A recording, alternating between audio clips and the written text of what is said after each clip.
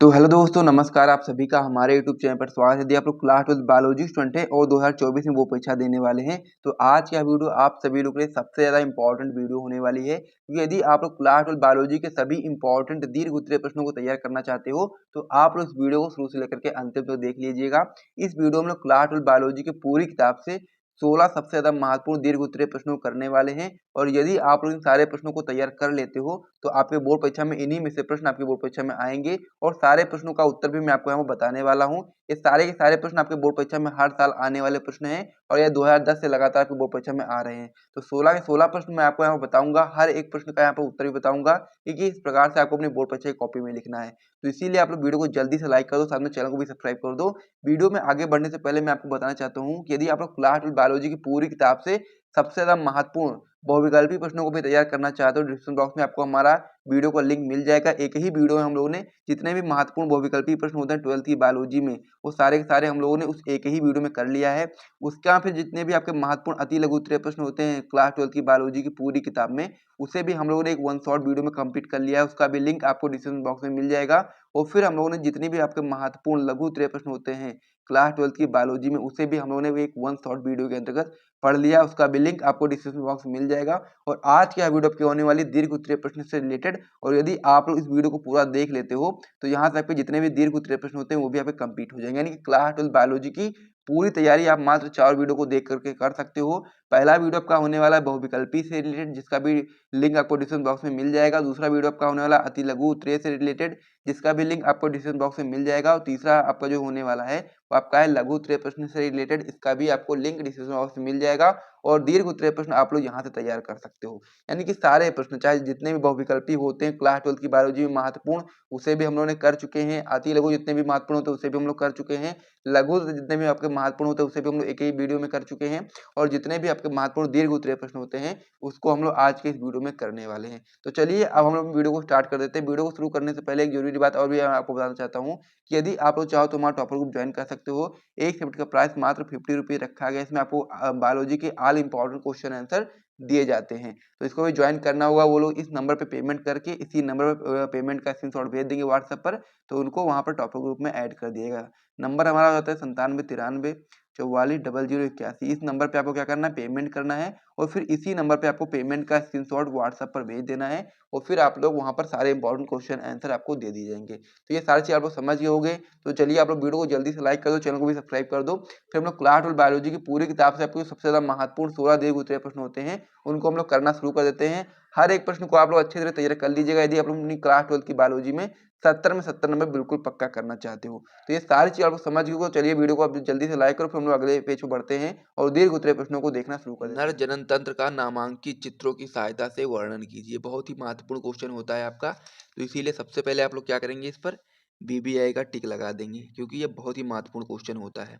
क्या क्वेश्चन होता है कि नर जनन तंत्र का हम लोग को नामांकित चित्रों की सहायता से वर्णन करना है, यानी कि चित्र भी बनाना है और साथ ही में सारी चीज़ों को बताना भी है, दर्शाना भी है। तो ये बहुत ही महत्वपूर्ण क्वेश्चन हो जाता है। तो सबसे पहले हम लोग क्या बताएंगे इसका उत्तर। तो सबसे पहले हम लोग उत्तर डाल के लिखना स्टार्ट करेंगे कि नर में विभिन्न अंग जैसे कि वृषण हो गया, सहायक नलिकाएं हो गई, वह ग्रंथियों के समूह को जो नर युग्मक को बनाते हैं नर जनन तंत्र कहलाते हैं। यानी कि कहने का मतलब ये है कि नर में जितने भी अंग पाए जाते हैं जो भी आपके नर युग्मक को बनाने में सहायता प्रदान करते हैं वही आपके नर जनन तंत्र कहलाते हैं। तो इस प्रकार से आप लोग समझ गए होंगे।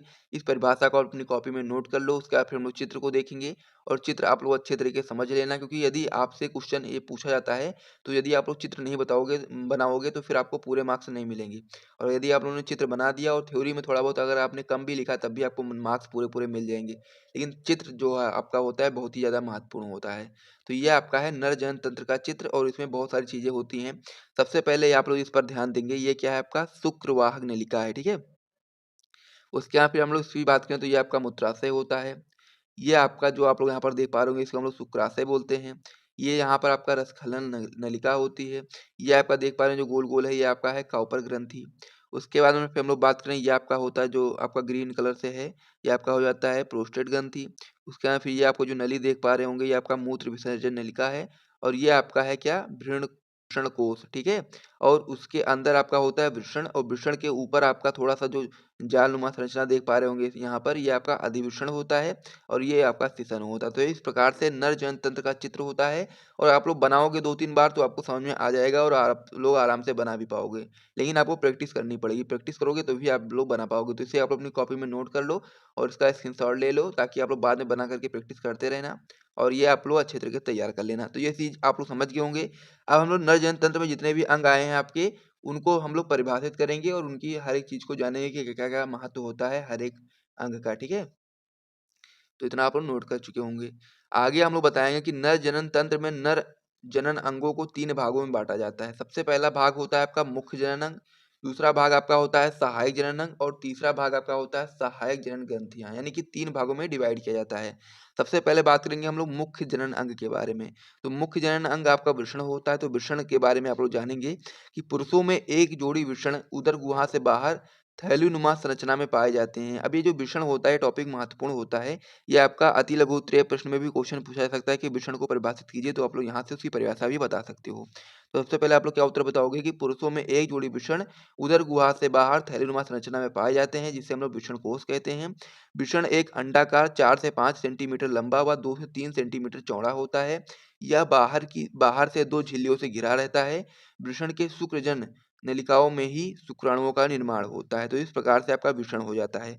सबसे पहली बात, जो वृषण होता है वह एक जोड़ी वृषण उदर गुहा से बाहर थैलीनुमा संरचना में लटका रहता है, कह सकते हैं पाया जाता है, जिससे हम लोग जो थैलीनुमा संरचना होती है उसे ही हम लोग वृषण कोष बोलते हैं।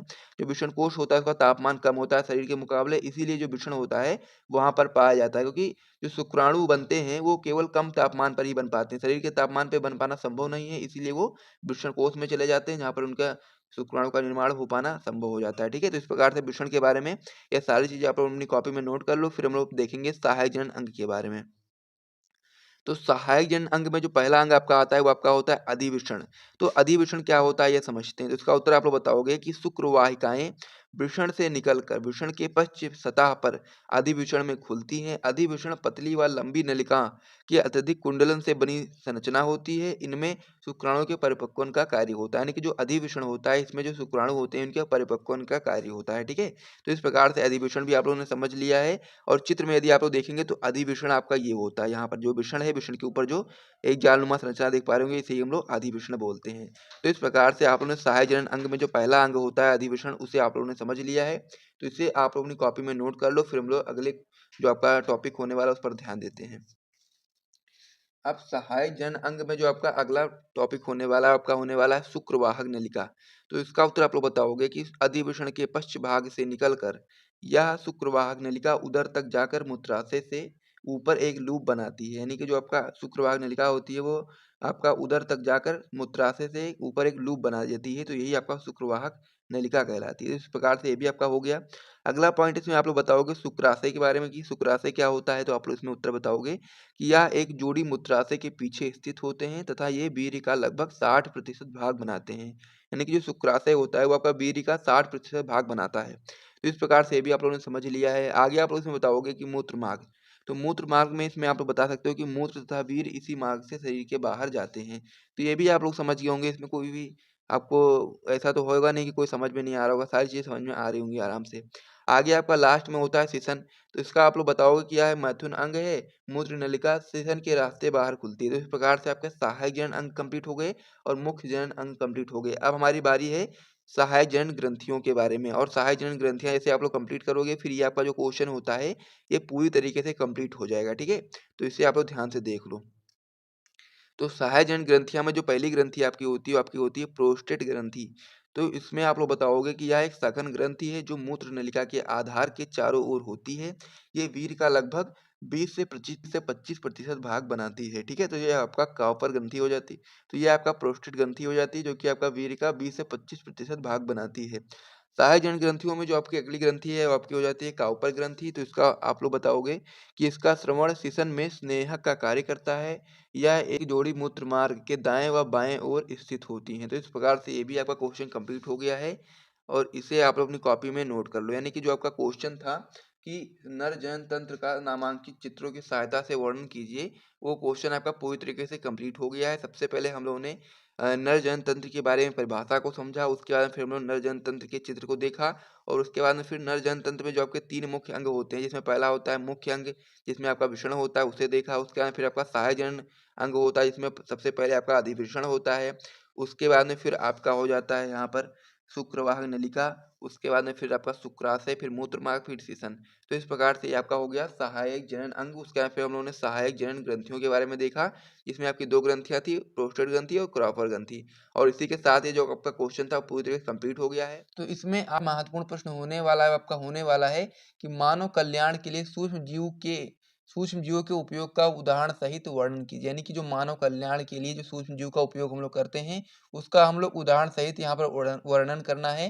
वेरी इंपॉर्टेंट क्वेश्चन है आपकी बोर्ड परीक्षा में 2008 में, 14 में, 15 में, 16 में, 17 में, 23 में। यानी कि कई बार पूछा गया है, तो आपको पता होना चाहिए कि मानव कल्याण के लिए सूक्ष्म जीव किस प्रकार से उपयोगी हैं। उन्हीं बातों को हम लोग यहाँ पर बताना है कि किस प्रकार से सूक्ष्म जीव मानव कल्याण के हित में कार्य करते हैं। इस प्रकार से आपको समझ लेना है। तो ये क्वेश्चन आप लोग अपनी कॉपी में जल्दी से नोट करो, फिर हम लोग इसका उत्तर देखेंगे बहुत ही आसानी से। सारी चीजें मैं आपको यहाँ पर लिख करके बताने वाला हूँ कि यदि आपसे क्वेश्चन बोर्ड परीक्षा में पूछ ले, तो आपको उसमें कितना लिखना है, कैसे लिखना है, सारी चीजें मैं आपको यहाँ पर बताऊंगा। तो इसीलिए वीडियो को ध्यान से देखो और वीडियो को लाइक भी कर दो। तो चलिए देखते हैं सबसे पहले हम लोग कि मानव कल्याण के लिए सूक्ष्म जीव कितना उपयोगी है। उसको समझने के लिए आप लोग इस प्रकार से उत्तर लगाओगे, फिर लिखना स्टार्ट करोगे कि सूक्ष्म जीव मानव कल्याण में निम्न प्रकार से सहायक होते हैं। यानी कि मानव कल्याण के लिए सूक्ष्म जीव जो आपके होते हैं वो बहुत सारे प्रकारों से वो सहायक होते हैं। इस प्रकार से आप समझ गए। फिर हम लोग इसमें एक एक करके सारे पॉइंट को समझेंगे कि किन किन चीजों में सूक्ष्म जीव मानव कल्याण में सहायक होते हैं। पहला पॉइंट आप इसमें बता सकते हैं कि दुग्ध एवं डेयरी उद्योग में। तो पहला पॉइंट हम लोग समझेंगे किस प्रकार से सूक्ष्म जीव दूध एवं डेयरी उद्योग में सहायक होते हैं। तो इसमें आप लोग बताएंगे कि दुग्ध के सूक्ष्म जीव जो आपके होते हैं वो किण्वन के द्वारा अनेक उत्पादों जैसे कि दही, बटर, चीज, केफिर आदि का निर्माण करते हैं। यानी कि जो दही का निर्माण होता है, बटर का निर्माण होता है, चीज का निर्माण होता है, केफिर का निर्माण होता है, इसी प्रकार से बहुत सारी चीजों का जो निर्माण होता है वो सूक्ष्म जीवों के किण्वन के द्वारा होता है। फिर आगे आप लोग बताएंगे कि किण्वन लैक्टोबैसिलस जीवाणुओं के द्वारा किया जाता है। यानी कि जो किण्वन होता है वो आपका लैक्टोबैसिलस जीवाणु के द्वारा किया जाता है। ये जीवाणु आपके दूध में उपस्थित लैक्टोज शर्करा को लैक्टिक अम्ल में परिवर्तित कर देते हैं। यानी कि जो ये आपका जीवाणु होता है लैक्टोबैसिलस, ये आपका जीवाणु जो आपका होता है वो दूध में उपस्थित जो आपके लैक्टोज शर्करा होती है उसको लैक्टिक अम्ल में परिवर्तित कर देते हैं। और दूध क्रीम का जो उत्पादन होता है आपका हो जाता है स्ट्रेप्टोकोकस क्रीमोरिस या फिर स्ट्रेप्टोकोकस लैक्टिस जीवाणु से होता है। दूध क्रीम का उत्पादन किससे होगा है? स्ट्रेप्टोकोकस क्रीमोरिस और या फिर स्ट्रेप्टोकोकस आप लोग लैक्टिस जीवाणु से बता सकते हैं। इस प्रकार से दूध एवं डेयरी उद्योग में किस प्रकार से आपका सूक्ष्म जीव महत्वपूर्ण होता है वो आप लोगों ने अभी तक समझ लिया है। अब हम लोग आगे बढ़ेंगे और भी चीजों को देखेंगे कि किन किन चीजों में आपका सूक्ष्म जीव महत्वपूर्ण है मानव कल्याण में। आगे आप लोग उसमें बताएंगे किण्वन में। तो किण्वन में भी आपका जो सूक्ष्म जीव होते हैं वो बहुत ही महत्वपूर्ण होते हैं। इसमें आप लोग बताएंगे कि विभिन्न प्रकार की चटनी का निर्माण मांस के हेट्रोलैक्टिक अम्ल किण्वन के द्वारा होता है, जो कि आपका पेक्टिनेज या फिर हम लोग बोल सकते हैं पेक्टिनेज तथा प्रोटीएज बोतल को साफ करने में काम आते हैं। तो इस प्रकार से ये पॉइंट भी आप लोग बता सकते हो। तो यहाँ पर 2 पॉइंट आप लोगों ने समझ लिया। तीसरा आप लोग इसमें बताएंगे डबल रोटी निर्माण। तो डबल रेटू जो आपका होता है डबल रोटी निर्माण, उसमें भी सूक्ष्म जीव का बहुत बड़ा योगदान होता है। कैसे होता है इसको भी समझ लेते हैं। तो इसमें आप लोग बताएंगे कि डबल रोटी बनाने हेतु गूंथे हुए आटे में ईस्ट कोशिकाएं किण्वन हेतु डाली जाती है। यानी कि जो आपका डबल रोटी जब हम लोग बनाने की प्रक्रिया को स्टार्ट करते हैं, तो उसमें हम लोग सबसे पहले जो गूंथा हुआ आटा होता है उसमें हम लोग ईस्ट कोशिकाएं किण्वन हेतु डाल देते हैं। और जिससे क्या होता है जो ईस्ट कोशिकाएं होती हैं वो श्वसन के दौरान CO2 गैस मुक्त करती हैं, जिसके फलस्वरूप छिद्रों का निर्माण हो जाता है। तो इस प्रकार से डबल रोटी का निर्माण होता है। तो यहाँ तीसरा पॉइंट भी आप लोगों ने समझ लिया होगा, तो इसे भी आप लोग कॉपी में नोट कर लीजिए। फिर हम लोग आगे बढ़ते हैं। अब आगे आप लोग ये भी बता सकते हैं कि जो सूक्ष्म जीव होते हैं उनकी मदद से हम लोग बहुत सारे प्रतिजैविक का भी निर्माण करते हैं। तो उसको अब हम लोग समझेंगे कि सूक्ष्म जीव की मदद से हम लोग किस प्रकार से प्रतिजैविकों का निर्माण करते हैं।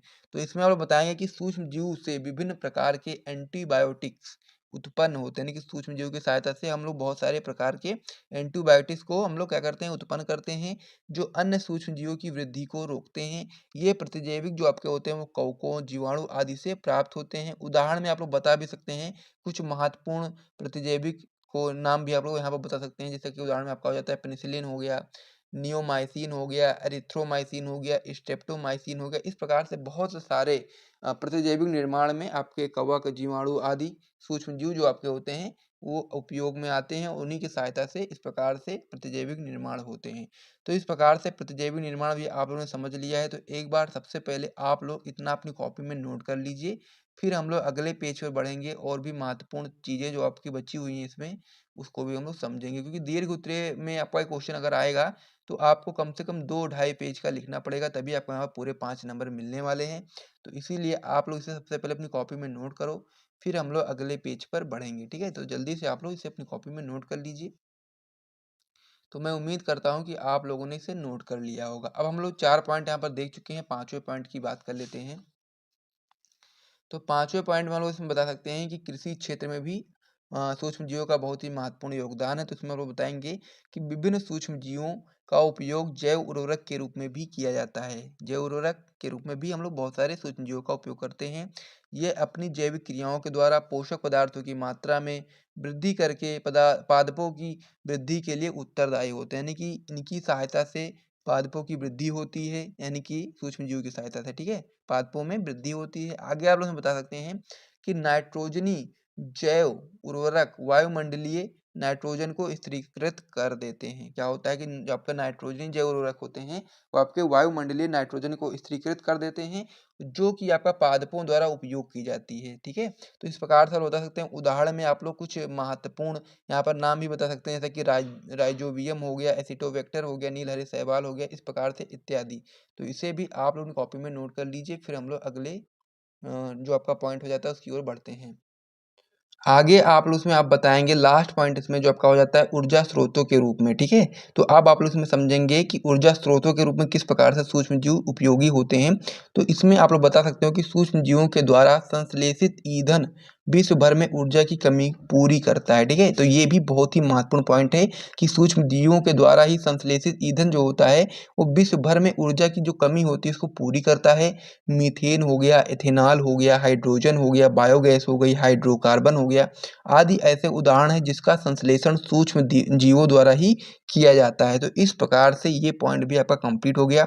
और भी बहुत सारे पॉइंट हैं जिसमें सूक्ष्म जीवों की आवश्यकता से वो सारी चीज़ें संभव हो पाती हैं, लेकिन आपको इतना करना है क्योंकि अब ऐसे लिखने बैठेंगे तो बहुत सारी चीज़ लिख डालेंगे, लेकिन उतना लिखने की आवश्यकता आपको है नहीं। इतना आप अगर आप लोग कर ले जाते हो यहाँ से लेकर के पूरा, तो आपको यहाँ पर पूरे मार्क्स मिलेंगे। कोई भी आपका नंबर यहाँ पे कटने नहीं वाला। जितनी भी चीज़ें लिखनी चाहिए उतनी चीज़ें मैंने आपको बता दी हैं। तो इतना आप लोग अपनी कॉपी में नोट कर लीजिए, ताकि आप लोग से अगर ये क्वेश्चन पूछा जाए तो आप लोग आराम से कर पाओ। महत्वपूर्ण क्वेश्चन है, पूछा भी जा सकता है, ऐसी कोई बात नहीं है कि नहीं पूछा जाएगा, पूछा भी जा सकता है। ठीक है, तो इस प्रकार से इसे भी आप कॉपी में नोट कर लीजिए। क्वेश्चन होने वाला है वो आपका होने वाला है कि आनुवांशिक कोट क्या है, इसकी मुख्य विशेषताओं का वर्णन कीजिए। यानी कि इसमें हमको बताना है कि आनुवांशिक कोट क्या होता है और साथ ही में इसकी मुख्य विशेषताएं जो होती हैं उसका हम लोग को वर्णन करना है। ये आपका बोर्ड एग्जाम 2024 के लिए इंपॉर्टेंट क्वेश्चन है, इसीलिए आप लोग यहाँ पर IMP का टिक लगा लेंगे। उसके बाद में फिर हम लोग इसका उत्तर देखना स्टार्ट करेंगे। ठीक है, तो हम लोग को बताना क्या, हम लोग को बताना है कि आनुवांशिक कूट आखिर क्या होता है और उसकी मुख्य विशेषताओं का वर्णन करना है। ठीक है, तो चलिए हम लोग इसका उत्तर देखते हैं। तो उत्तर में आप लोग बताएंगे कि आनुवांशिक कूट के बारे में जानकारी देने का श्रेय नीरनबर्ग 1961 ईस्वी और उनके सहयोगियों को जाता है। यानी कि जो आनुवांशिक कूट है इसके बारे में जानकारी देने का श्रेय किसे जाता है, तो आप लोग बताएंगे कि नीरेनबर्ग और उनके सहयोगियों को जाता है। तो इस प्रकार से सबसे पहले आप लोग उत्तर की शुरुआत करेंगे इन लाइनों से।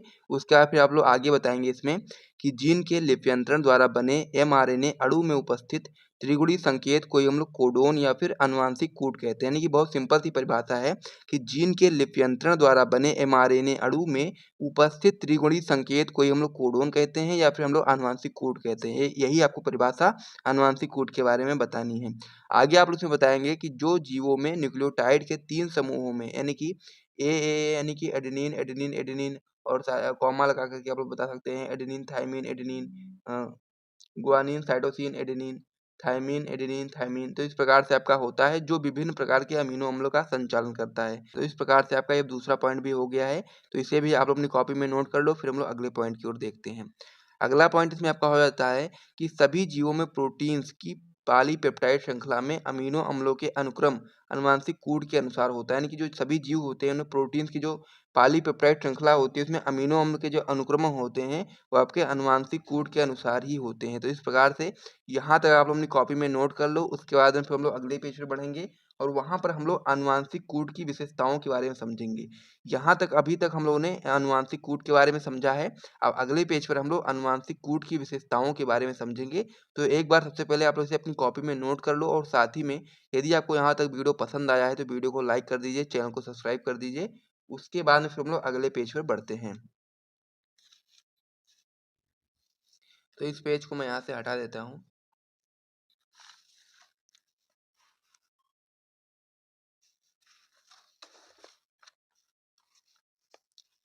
तो अब हम लोग देखने वाले हैं कि अनुवांशिक कूट की विशेषताएं। ठीक है, तो ये काफ़ी ज़्यादा महत्वपूर्ण हो जाता है। पूरा क्वेश्चन यदि आपको कंप्लीट करना है तो यहाँ से यदि आप लोग अनुवांशिक कूट की विशेषताएं कंप्लीट कर लोगे फिर आपका ये टॉपिक पूरी तरह समाप्त हो जाएगा। तो विशेषताओं में सबसे पहले आप लोग बताएंगे कि यह त्रिक न्यूक्लियोटाइड का बना होता है। ये पहला पॉइंट आपका हो जाता है कि जो आपका अनुवांशिक कूट होता है आपका त्रिक न्यूक्लियोटाइड का बना होता है। दूसरा पॉइंट में आप लोग बताएंगे कि यह अतिव्यापित नहीं होता है। ये भी आपका पॉइंट हो जाता है, इसे भी आप अपनी कॉपी में नोट करेंगे। आगे आप लोग बताएंगे कि इसमें प्रारंभ व समापन कोड होते हैं। ये भी आपका इंपॉर्टेंट पॉइंट है, इसे भी आप अपनी कॉपी में नोट करेंगे। आगे आप लोग इसमें बताएंगे कि यह क्रमबद्ध है और साथ ही में जो इसका लास्ट पॉइंट है वो आप लोग बताएंगे कि जो तो आगे इसमें आप लोग बताएंगे कि त्रिगुणी संकेत जो आपके होते हैं वो कामा विहीन होते हैं, यानी कि उनमें कामा नहीं लगा होता है। तो इस प्रकार से आपका अनुवांशिक कूट की जो विशेषताएं थी वो पूरी तरह से कंप्लीट हो चुकी हैं और साथ ही में अनुवांशिक कूट क्या होता है उसे भी आप लोगों ने समझ लिया। यानी कि जो आपका एक क्वेश्चन हो जाता है कि अनुवांशिक कूट क्या है और उसकी विशेषताएं क्या हैं, वो मैंने आपको यहाँ पर पूरी तरह से कंप्लीट करवा दिया। इस प्रकार से आप लोग देख सकते हो कि अनुवांशिक कूट क्या है। पहले मैंने आपको यहाँ से यहाँ तक समझा दिया अनुवांशिक कूट के बारे में। उसके बाद में फिर हम लोगों ने अनुवांशिक कूट की विशेषताओं के बारे में भी समझ लिया। क्वेश्चन है बहुत ही महत्वपूर्ण क्वेश्चन जो कि आपका हो जाता है कि जनसंख्या विस्फोट से क्या अभिप्राय है तथा इसके कारण एवं नियंत्रण, यानी कि इसके जो कारण है एवं नियंत्रण का वर्णन कीजिए एवं दुष्परिणाम लिखो। ठीक है, ये महत्वपूर्ण प्रश्न है जो कि आप लोग देख सकते हो, बहुत ही इंपॉर्टेंट प्रश्न है। तो इसीलिए आप लोग यहाँ पर क्या लगा लेंगे, आईएमपी का टिक लगा लेंगे। बहुत ही महत्वपूर्ण प्रश्न है 2024 की बोर्ड परीक्षा में। यदि आप लोग बैठने वाले हैं तो इस क्वेश्चन को अच्छे तरीके से तैयार कर लो। यदि आपका 5 नंबर यहाँ से पक्का करना है तो एक क्वेश्चन तैयार करोगे तो मैं डेफिनेटली बता सकता हूँ ये क्वेश्चन बहुत ही ज़्यादा महत्वपूर्ण है और 2024 की बोर्ड परीक्षा में आ सकता है। तो इसीलिए आप लोग इसको तैयार करो और जितने भी प्रश्न मैंने पिछले भी वीडियोस में कराए हैं उसे भी आप लोग तैयार करो। सारे मैं आपको जितने भी प्रश्न बता रहा हूँ यहाँ पर सभी आपके बहुत ही महत्वपूर्ण प्रश्न हैं और सारे बोर्ड परीक्षा में आए हुए प्रश्न, कोई ऐसे वैसे प्रश्न नहीं करा रहा हूँ जो कि आपके बोर्ड परीक्षा में आए हुए हैं या फिर जिनकी संभावना आपके बोर्ड परीक्षा 2024 में आने की है, उन्हीं प्रश्नों को केवल केवल कर रहे हैं। ठीक है, तो इसीलिए यदि आप लोगों ने अभी तक कुछ भी नहीं पढ़ा है तो केवल आप लोग इन सभी प्रश्नों को तैयार करोगे ना, फिर भी आप लोग 70 में 65 नंबर आराम से पक्का कर सकते हैं यदि आप लोगों ने कुछ भी नहीं पढ़ा है। और जल्दी अगर पहले से आप लोग पढ़े हुए हैं तो आप लोग 70 में 70 आराम से पक्का करेंगे।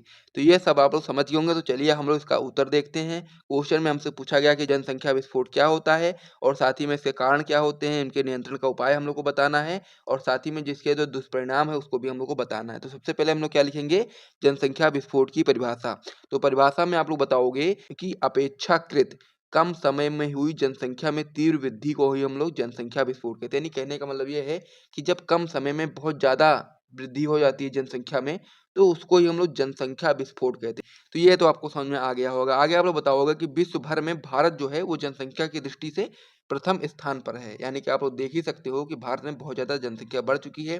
पहले आपका जो चीन था वो पहले स्थान पर था, लेकिन अब आपका जो भारत है वो नंबर 1 पे पहुंच चुका है जनसंख्या के दृष्टिकोण से।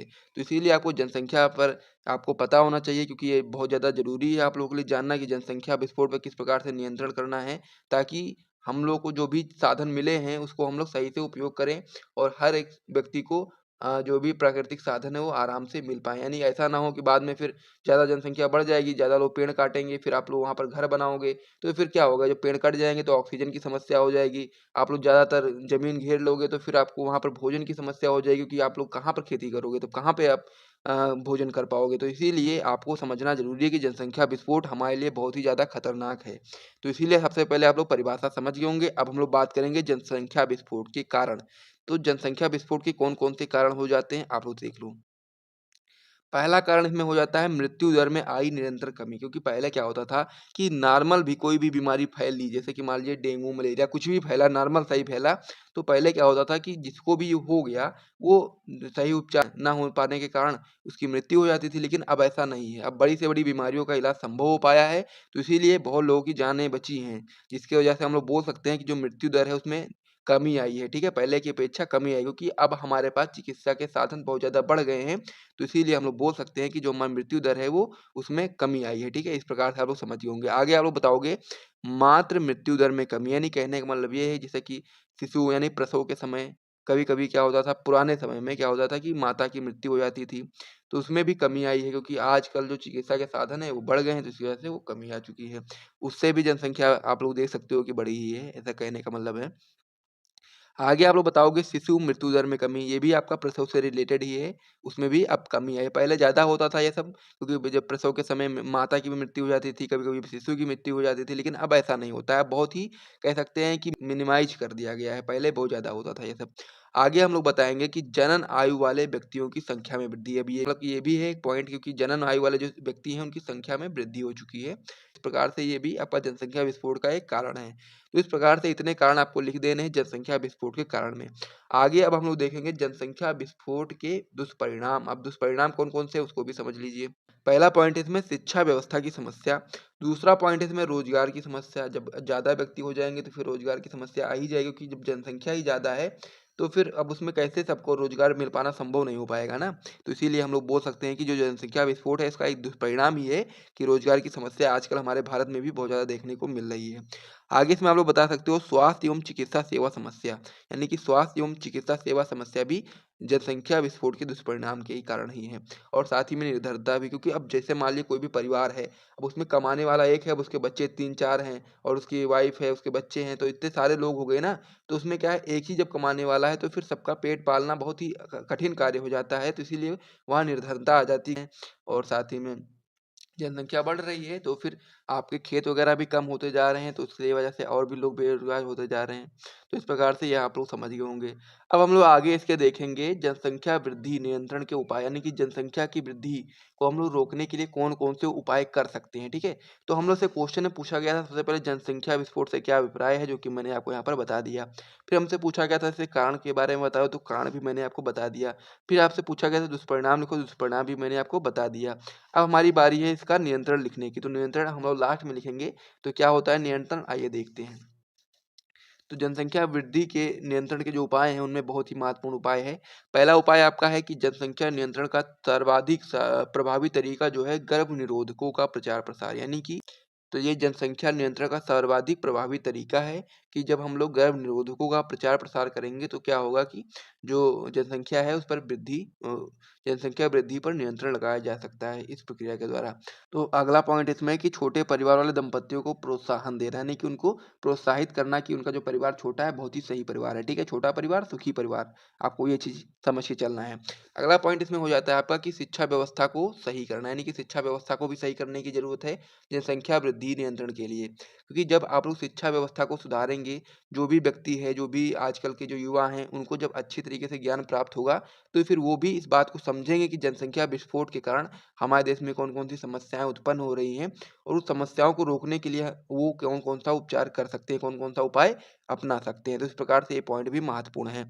आगे इसमें हम लोग बताएँगे कि परिवार कल्याण संबंधी कार्यक्रम को बढ़ावा देने की जो परिवार कल्याण संबंधी कार्यक्रम है, उनको बढ़ावा देना और साथ ही में इस प्रकार से सारे सभी लोगों को जागरूकता फैलाना कि वो लोग इस पर ध्यान दें और साथ ही में हमारे देश को जनसंख्या विस्फोट जो बड़ी समस्या है उसके समस्या से हम लोग को निदान दिलाएँ और साथ ही में हमारा देश एक बहुत ही समृद्ध और सुखी देश हो, ठीक है? तो इस प्रकार से आप लोग ये सारा पॉइंट समझ ही होंगे। तो जो हमारा क्वेश्चन था कि जनसंख्या विस्फोट से क्या अभिप्राय है तथा इसके कारण एवं नियंत्रण का वर्णन कीजिए एवं दुष्परिणाम लिखो।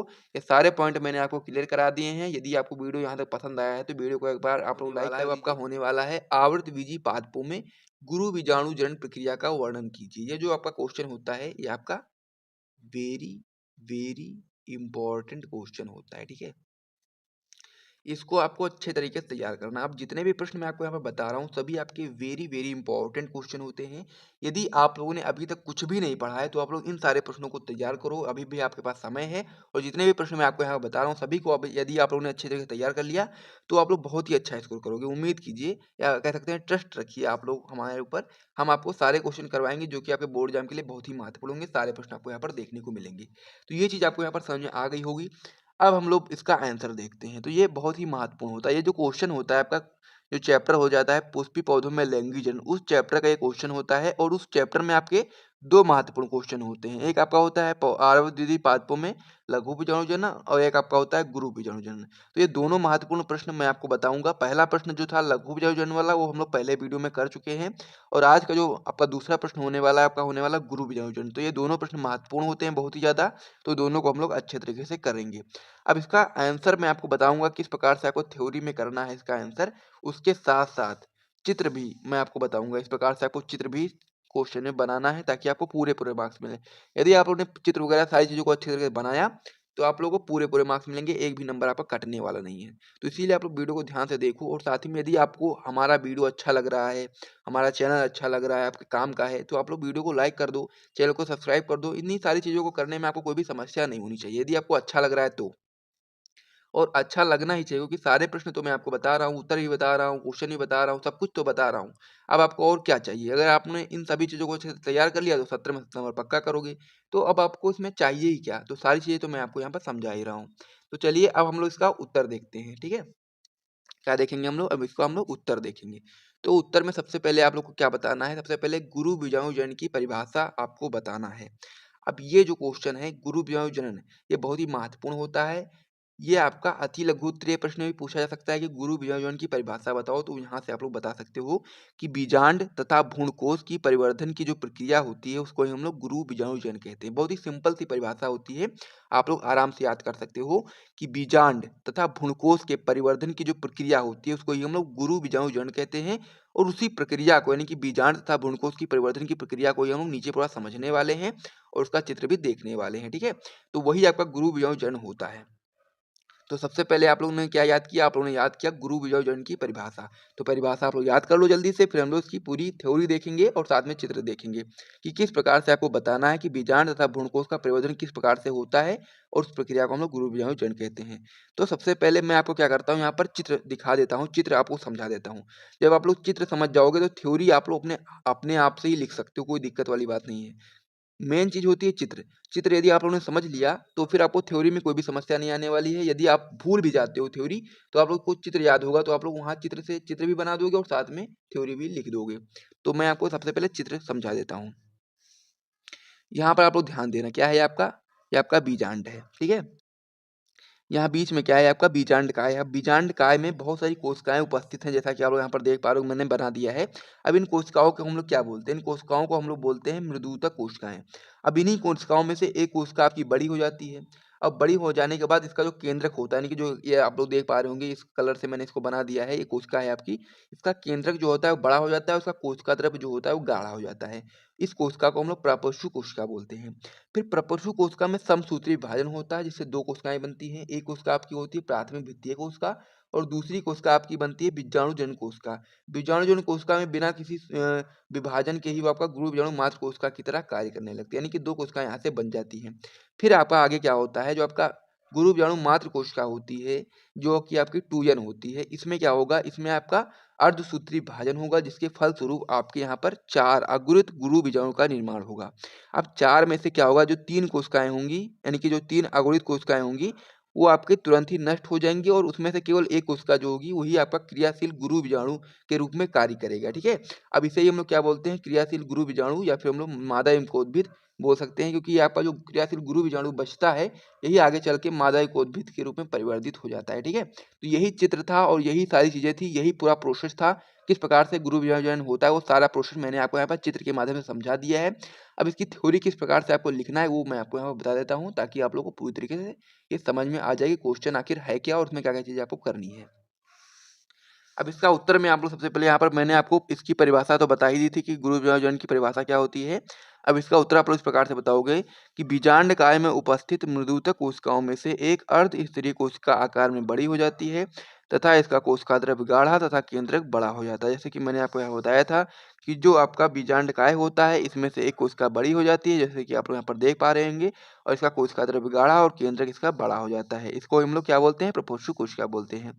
आगे इसमें आप लोग बताओगे कि प्रपुष्प कोशिका में समसूत्री विभाजन होता है, जिससे बाहर की तरफ एक प्राथमिक भित्तीय कोशिका और का निर्माण होता है तथा भीतर की तरफ बीजाणुजन कोशिका का निर्माण होता है। जैसा कि आप लोग यहाँ पर देख पा रहे होंगे, जो प्रपुष्प कोशिका है उसमें क्या होता है, उसमें आपका समसूत्री विभाजन होता है जिसमें से दो कोशिकाएं बनती हैं। एक आपका बनता है प्राथमिक भित्तीय कोशिका और एक आपका होता है गुरु बीजाणु मात्र कोशिका, जो कि आपका पहले बीजाणुजन कोशिका होती है, लेकिन बीजाणुजन कोशिका में बिना किसी विभाजन के ही आपका गुरु बीजाणु मात्र कोशिका के रूप में कार्य करने लगता है। यही चीज यहाँ पर नीचे आप लोग देख पा रहे होंगे कि गुरु बीजाणु मात्र कोशिका बिना के बीजाणुजन कोशिका बिना विभाजन किए ही गुरु बीजाणु मात्र कोशिका की तरह कार्य करता है। आगे आप लोग इसमें बताओगे कि गुरु बीजाणु मात्र कोशिका में अर्धसूत्री विभाजन होता है, जिससे 4 अगुणित गुरु बीजाणु का निर्माण होता है। इनमें से 3 अगुणित गुरु बीजाणु जल्दी ही नष्ट हो जाते हैं। यानी कि जो आपका ये जो कोशिका होती है गुरु बीजाणु मात्र कोशिका, यानी कि जो ये वाली कोशिका होती है इसमें क्या होगा? अर्धसूत्री विभाजन होगा। इसके फलस्वरूप 4 अगुणित गुरु बीजाणु का निर्माण होगा, जिसमें से 3 आपके तुरंत ही नष्ट हो जाएंगे और केवल एक आपका बचेगा। तो वही चीज़ आप लोग यहाँ पर आगे बताओगे कि एक गुरु बीजाणु क्रियाशील होता है। क्रियाशील गुरु बीजाणु भ्रूणकोश या मादा कोशिका में परिवर्तित होता है। यानी कि जो आपका एक गुरु बीजाणु बचता है, यही आपका गुरु बीजाणु जो आपका बचता है, ये आपका भ्रूणकोश या मादा कोशिका में परिवर्तित होता है। तो ये सारी चीज़ें आप लोग समझ गए होंगे, और गुरु बीजाणु जन की जो प्रक्रिया थी वो मैंने आपको अच्छे तरीके से समझा ही दी है। अब इसमें कोई चीज़ बची नहीं है। तो ये जो क्वेश्चन था पूरी तरह से कंप्लीट हो गया है। इसे जब आप लोग अपनी कॉपी में लिखोगे, वैसे मैंने इसको बहुत ही शॉर्ट फॉर्म में लिखा है, बहुत ही अच्छे तरीके से अच्छी लैंग्वेज में लिखा है ताकि आपको अच्छे तरीके से याद हो जाए। जब इसे आप लोग अपनी बोर्ड परीक्षा की कॉपी में लिखोगे तो ये कम से कम आपका 2.5 पेज में आएगा। ये क्वेश्चन जो है आपका, ये कम से कम आपका 2.5 पेज में आएगा, क्योंकि ये का जो चित्र है ये मैंने छोटे-छोटे बना दिए हैं। इसका चित्र आप लोग थोड़ा-सा बड़ा-बड़ा बनाना, ताकि आपका जो पेज है थोड़ा-सा ज़्यादा घेरे, ठीक है? क्योंकि आप लोग जब ज़्यादा दिखाओगे, क्योंकि क्वेश्चन तो आप लोग लिखोगे, आंसर भी लिखोगे, लेकिन जब आप ज़्यादा दिखाओगे ना तो फिर अच्छा लगता है देखने में भी, और साथ ही में नंबर भी आपको अच्छे मिलते हैं। तो ये जो आपका जो थ्योरी है आपका कम से कम 2 पेज में आएगी, और साथ ही में इसका जो ये चित्र है आपका 1 पेज में आपका ये चित्र आराम से आ जाएगा, क्योंकि उसकी कॉपी जो होती है वो इस तरीके से नहीं होती, वो आपकी इस तरीके से होती है, ठीक है? तो उसमें आप लोग आराम से इसको बनाओगे तो अच्छे तरीके से आपको नंबर मिलेंगे। कोई भी एक नंबर आपका इसमें कटने नहीं वाला, क्योंकि इसमें सारी चीज़ें तो मैंने आपको बता दी हैं। सिंपल सी चीज़ें, सारी चीज़ें मैंने आपको बता दी हैं।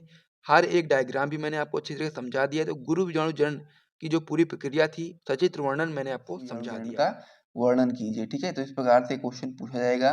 तो ये क्वेश्चन बहुत ही महत्वपूर्ण क्वेश्चन होता है, तो इसे आप लोग को अच्छे तरीके से तैयार कर लेना है। तो इसका उत्तर किस प्रकार से आप लोग बताओगे, आइए समझते हैं। तो सबसे पहले आप लोग क्या बताओगे, इस क्वेश्चन में हम लोग से पूछा गया है लघु बीजाणु जनन का, हम लोग को कह सकते हैं कि सचित्र वर्णन करना है। तो लघु बीजाणु जनन की सबसे पहले आपको परिभाषा पता होनी चाहिए, ठीक है? तो परिभाषा में आप लोग लिखोगे कि लघु बीजाणु मात्र कोशिका में लघु बीजाणु परागकणों के बनने की जो क्रिया होती है उसे हम लोग क्या बोलते हैं, उसे ही हम लोग लघु बीजाणु जनन बोलते हैं, ठीक है? तो ये समझ के आप लोग लघु बीजाणु जनन की परिभाषा क्या होती है, परिभाषा तो आप लोग याद रखोगे कि लघु बीजाणु मात्र कोशिका में लघु बीजाणु यानी कि परागकणों के बनने की जो क्रिया होती है उसे हम लोग लघु बीजाणु जनन कहते हैं। अब इसके आगे हम लोग समझेंगे लघु बीजाणु धानी के बारे में, क्योंकि लघु बीजाणु धानी के अंदर ही आपका लघु बीजाणु जनन होता है। तो इसीलिए आप लोग सबसे पहले लघु बीजाणु धानी की संरचना को समझ लो कि किस प्रकार से लघु बीजाणु धानी की संरचना होती है, ठीक है? तो आइए देखते हैं। तो लघु धानी जो होती है आपकी, वो निम्नलिखित 4 परतों से मिलकर के बनी होती है। पहली परत इसमें आपकी हो जाती है बाह्य त्वचा। तो जो बाह्य त्वचा होती है यह सबसे बाहरी एक परतीय चपटी सतह होती है। ये चीज़ आपको यहाँ पर याद रखना है कि जो लघु धानी होती है आपकी 4 सतहों से मिलकर के बनी होती है, जिसमें से जो आपकी पहली सतह होती है आपकी होती है बाह्य त्वचा। तो बाह्य त्वचा जो आपकी होती है वो आपकी सबसे बाहरी एक परतीय चपटी सतह होती है, ठीक है? दूसरा पॉइंट इसमें आप लोगों को समझना है अंतःस्थिशियम। तो ये अंतःस्थिशियम क्या होता है, तो आप लोग बताओगे कि यह दूसरी एक परतीय सतह होती है। ये परागकोश के स्फुटन में सहायक होती है, यानी कि 2 परत आप लोगों ने समझ लिया। लघु धानी की सबसे पहली परत होती है आपकी बाह्य त्वचा, दूसरी आपकी होती है अंतःस्थिशियम। अब हम लोग तीसरी की बात करेंगे। तीसरी आपकी हो जाती है मध्य परत, ठीक है? तो मध्य परत जो आपका होता है यह परत 3 से 5 स्तरीय होता है, यानी कि जो अभी आप लोगों ने 2 परतें पहले देखी, बाह्य त्वचा और अंतःस्थिशियम, तो ये आपका एक परतीय होती थी, लेकिन जो आपका मध्य परत है आपका 3 से 5 स्तरीय होती है, ठीक है? तो इस प्रकार से आप लोगों ने यहाँ पर 3 पॉइंट समझ लिए। अब चौथी परत कौन सी है वो भी आप लोग समझ लीजिए। तो इतना आप लोग पहले अपनी कॉपी में नोट कर लो, उसके बाद फिर हम लोग अगले पेज पे बढ़ेंगे और वहाँ पर जो चौथी परत है उसको हम लोग समझेंगे, ठीक है? सबसे पहले आप लोग इतना नोट कर लो अपनी कॉपी में।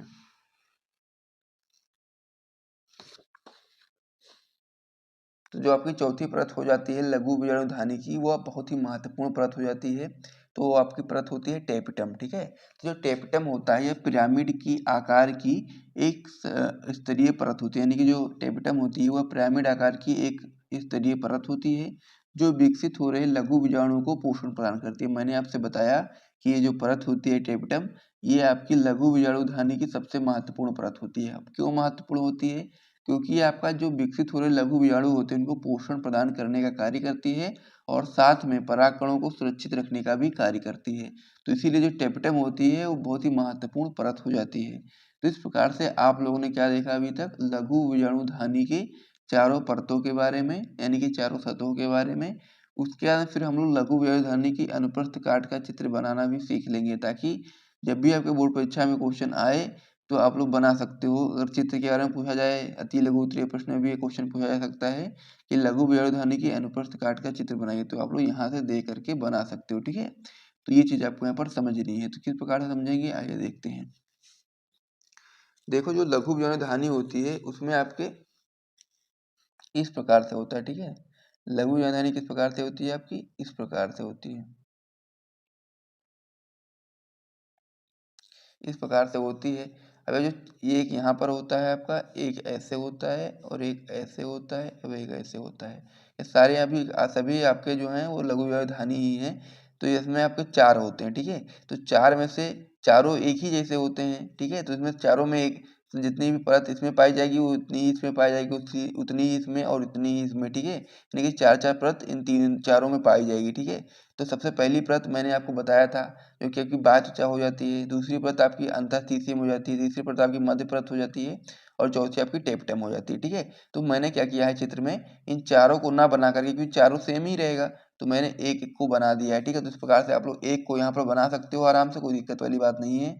तो सबसे जो बाहरी परत है ये वाली देखो, इसे हम लोग क्या बोलते हैं, बाह्य त्वचा बोलते हैं। जो कि आपका एक परतीय चपटी सतह होती है, ठीक है। ये आपका बाहरी परत हो गया, यानी कि बाह्य त्वचा हो गई। दूसरी परत मैंने आपको बताई थी अंतःस्थिशियम, जो कि बाह्य त्वचा के अंदर वाली जो परत होती है उसे हम लोग अंतःस्थिशियम बोलते हैं। यह भी आपका एक परतीय सतह होती है, ठीक है। उसके यहाँ पे जो तीसरी परत होती है यानी मध्य परत, ठीक है, जो आपको मैंने नीले पेन से बनाया है, ये आपकी मध्य परत हो जाती है, आपका 3 से 5 स्तरीय होती है, ठीक है। उसके बाद में फिर जो आपकी चौथी परत हो जाती है वो आपकी हो जाती है टेपिटम, जो कि पिरामिड आकार की हो जाती है, जैसा कि मैंने रेड पेन से बनाया है, तो आप लोग देख सकते हैं ये आपका पिरामिड आकार की हो जाती है, तो इसे हम लोग टेपिटम बोलते हैं। जो कि आपका विकसित हो रहे लघु बीजाणुओं को पोषण प्रदान करने का कार्य करती है तथा उन्हें सुरक्षित रखती है।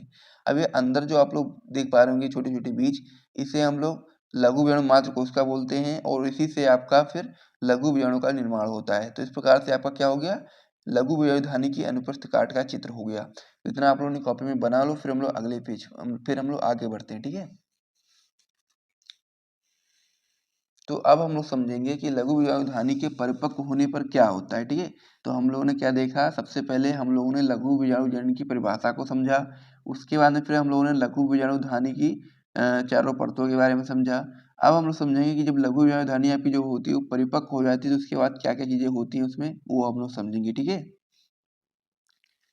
तो इसमें जो आपका पहला पॉइंट है वो आपका है कि बीजाणु जनन ऊतक समसूत्री विभाजन द्वारा संख्या में वृद्धि करता है, जिससे प्राप्त प्रत्येक द्विगुणित कोशिका जो कि आपकी होती है वो आपकी लघु बीजाणु मात्र कोशिका कहलाती है, ठीक है।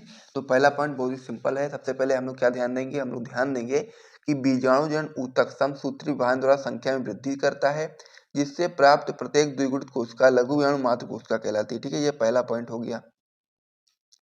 दूसरा पॉइंट इसमें आपका हो जाता है कि लघु बीजाणु मात्र कोशिका अर्धसूत्री विभाजन करके 4 लघु बीजाणु का निर्माण करती है। यानी सबसे पहले क्या होगा, बीजाणु जनन ऊतक जो आपका होगा समसूत्री विभाजन करेगा और संख्या में वृद्धि करेगा, जिससे प्राप्त जो आपकी प्रत्येक द्विगुणित कोशिका जो आपकी हो जाएगी वो सभी आपकी लघु बीजाणु मात्र कोशिका कहलाएंगी।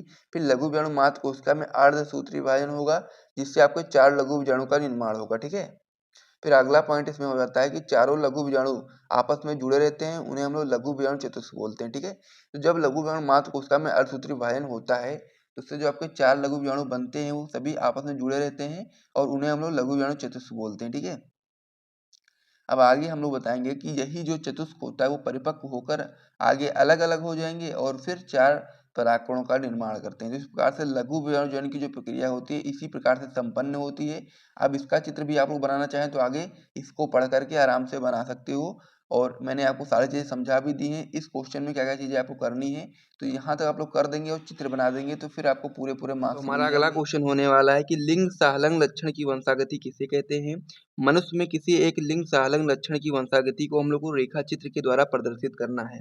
ये क्वेश्चन आपका बहुत ही ज़्यादा महत्वपूर्ण हो जाता है, तो इसीलिए आप लोग इस क्वेश्चन को अच्छे तरीके से अपनी कॉपी में नोट कर लो, और साथ ही में इसका उत्तर मैं अभी आपको कराने वाला हूँ, तो आप लोग ध्यान से देखना और उसको उत्तर को अच्छे तरीके से अपनी कॉपी में नोट करते हुए तैयार कर लेना, क्योंकि ये आपका क्वेश्चन महत्वपूर्ण होता है और आपके बोर्ड परीक्षा 2024 में इसकी आने की संभावना भी बहुत ज़्यादा है। तो इसीलिए आप लोग इस क्वेश्चन को सबसे पहले अपनी कॉपी में नोट कर लो और एक बार समझ लो कि क्वेश्चन में हमसे पूछा क्या गया है। हमसे पूछा गया है कि लिंग सहलंग लक्षण की वंशागति क्या होती है, उसको हम लोग को समझाना है, और साथ ही में मनुष्य में किसी एक लिंग सहलंग लक्षण की वंशागति को रेखा चित्र के द्वारा प्रदर्शित भी हम लोगों को करना है। ठीक है, तो इस प्रकार से आप लोगों ने यहाँ तक समझ लिया होगा। तो चलो अब हम लोग इसका उत्तर देखते हैं। तो इसमें आप लोग बताओगे उत्तर में कि लिंग गुणसूत्र पर प्रायः लिंग लक्षण वाले जीन होते हैं। कभी कभी लिंग गुणसूत्र पर लिंग लक्षण वाले जीन के अतिरिक्त कई लक्षण वाले जीन भी उपस्थित होते हैं। तो इसे हम लोग क्या बोलते हैं, लिंग सहलंग लक्षण वाले जीन कहते हैं। यानी कहने का मतलब ये है कि जो आपका लिंग गुणसूत्र होता है उस पर लिंग लक्षण वाले जीन पाए जाते हैं, लेकिन कभी कभी ऐसा होता है कि जो आपका लिंग गुणसूत्र होता है उस पर लिंग लक्षण वाले जीन तो पाए ही जाएंगे, साथ ही में उसके अतिरिक्त कायिक लक्षण वाले जीन भी पाए जाते हैं, जिससे क्या होता है इसे हम लोग लिंग सहलंग लक्षण वाले जीन कहते हैं। आगे हम लोग इसमें बताएंगे तथा इनके द्वारा व्यक्त लक्षण को हम लोग लिंग सहलंग लक्षण कहते हैं। यानी कि इनसे जो लक्षण व्यक्त होते हैं उसे हम लोग लिंग सहलंग लक्षण बोलते हैं। तथा साथ ही में आगे आप लोग इसमें बताओगे कि तथा इन लक्षणों की संतानों में जाने को हम लोग लिंग सहलंग वंशागति कहते हैं। तो इस प्रकार से आप लोगों ने लिंग सहलंग वंशागति क्या होती है यहाँ तक आप लोगों ने समझ लिया है। तो इसे आप लोग एक बार अपनी कॉपी में नोट कर लो, उसके बाद में फिर हम लोग आगे बढ़ते हैं। तो इतना आप लोगों ने समझ लिया होगा। अगर कोई भी समस्या होती है तो आप लोग कमेंट बॉक्स में कमेंट करके जरूर बता दीजिएगा। आगे आप लोग इसमें बताओगे कि ये लिंग सहलंग लक्षण संतानों में रोग के रूप में दर्शित होता है और यह प्रायः यक्ष लिंग गुणसूत्र पर स्थित होता है। यानी कि जो आपका ये लक्षण होता है ये आपका एक्स लिंग गुणसूत्र पर स्थित होता है, और साथ ही में ये जो आपका लिंग सहलंग लक्षण होते हैं वो संतानों में रोग के रूप में दर्शित होते हैं, यानी कि रोग के रूप में दिखते हैं। तो इस प्रकार से यहाँ तक आप लोग अपनी कॉपी में एक बार नोट कर लो, उसके बाद में फिर हम लोग अगले पेज पर बढ़ेंगे और ये आपका जो क्वेश्चन होता है इसको पूरी तरीके से कंप्लीट करेंगे। अब हम लोग से क्वेश्चन क्या पूछा गया था सबसे पहले उसे आप लोग देख लीजिए। क्वेश्चन में हम लोग से पूछा गया था कि लिंग सहलंग लक्षण की वंशागति किसे कहते हैं। तो मैंने आपको लिंग सहलंग लक्षण की वंशागति क्या होती है वो आपको मैंने यहाँ पर समझा दिया है। अब आगे हम लोग को एक क्वेश्चन और से पूछा गया था कि मनुष्य में किसी एक लिंग सहलंग लक्षण की वंशागति को रेखा चित्र द्वारा प्रदर्शित करना है, उसको हम लोग देखने वाले हैं नेक्स्ट पेज पर। ये क्वेश्चन आपका जैसे ही कंप्लीट हो जाएगा, जैसे कि आप लोग इस क्वेश्चन का भी आंसर दे दोगे फिर आपका क्वेश्चन पूरी तरीके से कंप्लीट हो जाएगा, और आपको यहाँ पर यदि आप लोगों ने इसे अच्छे तरह से तैयार किया तो आपको यहाँ से कोई भी नंबर आपका कोई काट नहीं सकता है, क्योंकि सारी चीज़ें जो भी चीज़ें क्वेश्चन में पूछी जा रही सारी चीज़ें मैं आपको यहाँ पर लिख करके बता रहा हूँ। ठीक है, तो इस प्रकार से आप लोग इतना अपनी कॉपी में नोट कर लो, फिर हम लोग अगले पेज पर बढ़ते हैं और वहाँ पर उसको हम लोग देख लेते हैं। तो अब आप लोग इसमें आगे बताओगे कि मनुष्य में लिंग सहलंग वंशागति प्रायः वर्णांधता तथा हीमोफीलिया के रूप में पाया जाता है। यानी कि मनुष्य में जो लिंग सहलंग वंशागति होती है वह आपका रोग के रूप में पाया जाता है, जिसमें आपका एक वर्णांधता रोग हो जाता है, एक आपका हीमोफीलिया रोग हो जाता है। तो इस प्रकार से दो रोग के रूप में आपका लिंग सहलंग वंशागति पाई जाती है मनुष्यों में। तो ये चीज़ आपको यहाँ पर समझ में आ गया होगा। अब हमसे आगे क्वेश्चन में पूछा गया था कि हम लोगों को मनुष्य में किसी एक लिंग सहलंग लक्षण की वंशागति को रेखा चित्र के द्वारा प्रदर्शित करना है। तो यहाँ पर आपके दो रोग हैं, एक आपका है वर्णांधता, एक है आपका हीमोफीलिया। इनमें से किसी एक का हम लोग को रेखा चित्र बना करके यहाँ पर दर्शाना है। तो हम लोग वर्णांधता रोग के बारे में सबसे पहले समझेंगे और उसी के बारे में हम लोग क्या बनाएंगे, रेखा चित्र बना देंगे, फिर आपका ये क्वेश्चन पूरी तरीके से कंप्लीट हो जाएगा। तो आइए सबसे पहले हम लोग देखते हैं कि वर्णांधता रोग आखिर क्या होता है। तो इसमें आप लोग बताओगे वर्णांधता में कि लाल हरे रंग में व्यक्ति द्वारा अंतर न कर पाना वर्णांधता कहलाता है। इसे हम लोग प्रोटान दोष या फिर लाल हरा अंधापन भी कहते हैं। ये आपका बहुत ही महत्वपूर्ण होता है। यदि आपसे ये आपका क्वेश्चन दीर्घ में तो पूछा ही जाता है, साथ ही में ये आपका जो वर्णांधता वाला टॉपिक है ये आपका अति लघु उत्तरीय प्रश्न में पूछा जा सकता है। तो इसीलिए आपको इसको अच्छे तरीके से तैयार कर लेना है। तो ये वर्णांधता क्या होता है, एक बार मैं फिर से रिपीट कर देता हूँ कि जब जैसे मान लीजिए कि कोई भी व्यक्ति वर्णांधता रोग से पीड़ित है तो वह व्यक्ति लाल हरे रंग में अंतर नहीं कर पाएगा, ठीक है। उसको ही हम लोग वर्णांतता रोग कहते हैं और इसे हम लोग प्रोटान दोष या फिर लाल हरा अंधापन भी बोल सकते हैं। तो इस प्रकार से वर्णांतता रोग इस प्रकार से होता है। आगे अब हम लोग इसका रेखा चित्र देखेंगे। तो इसमें आप लोग बताओगे कि जब सामान्य व्यक्ति का विवाह एक वर्णांध स्त्री से कर दिया जाए तो उसके संतानों में इसकी रूपरेखा होगी, यानी कि उसकी रूपरेखा किस प्रकार से होगी उसको हम लोग देखेंगे। जब हम लोग किसी सामान्य व्यक्ति यानी कि एक्स वाई का विवाह जब हम लोग किसी वर्णांध स्त्री यानी कि जो आपका एक्स एक्स है इसमें आप लोग देखेंगे जो आपका एक्स है इस पर क्या है गोला हुआ है, यानी कि ये आपका वर्णांध स्त्री है। से अब जब हम लोग करेंगे तो फिर उसका जो संतानों की जो रूपरेखा होगी वो किस प्रकार से होगी आइए समझते हैं।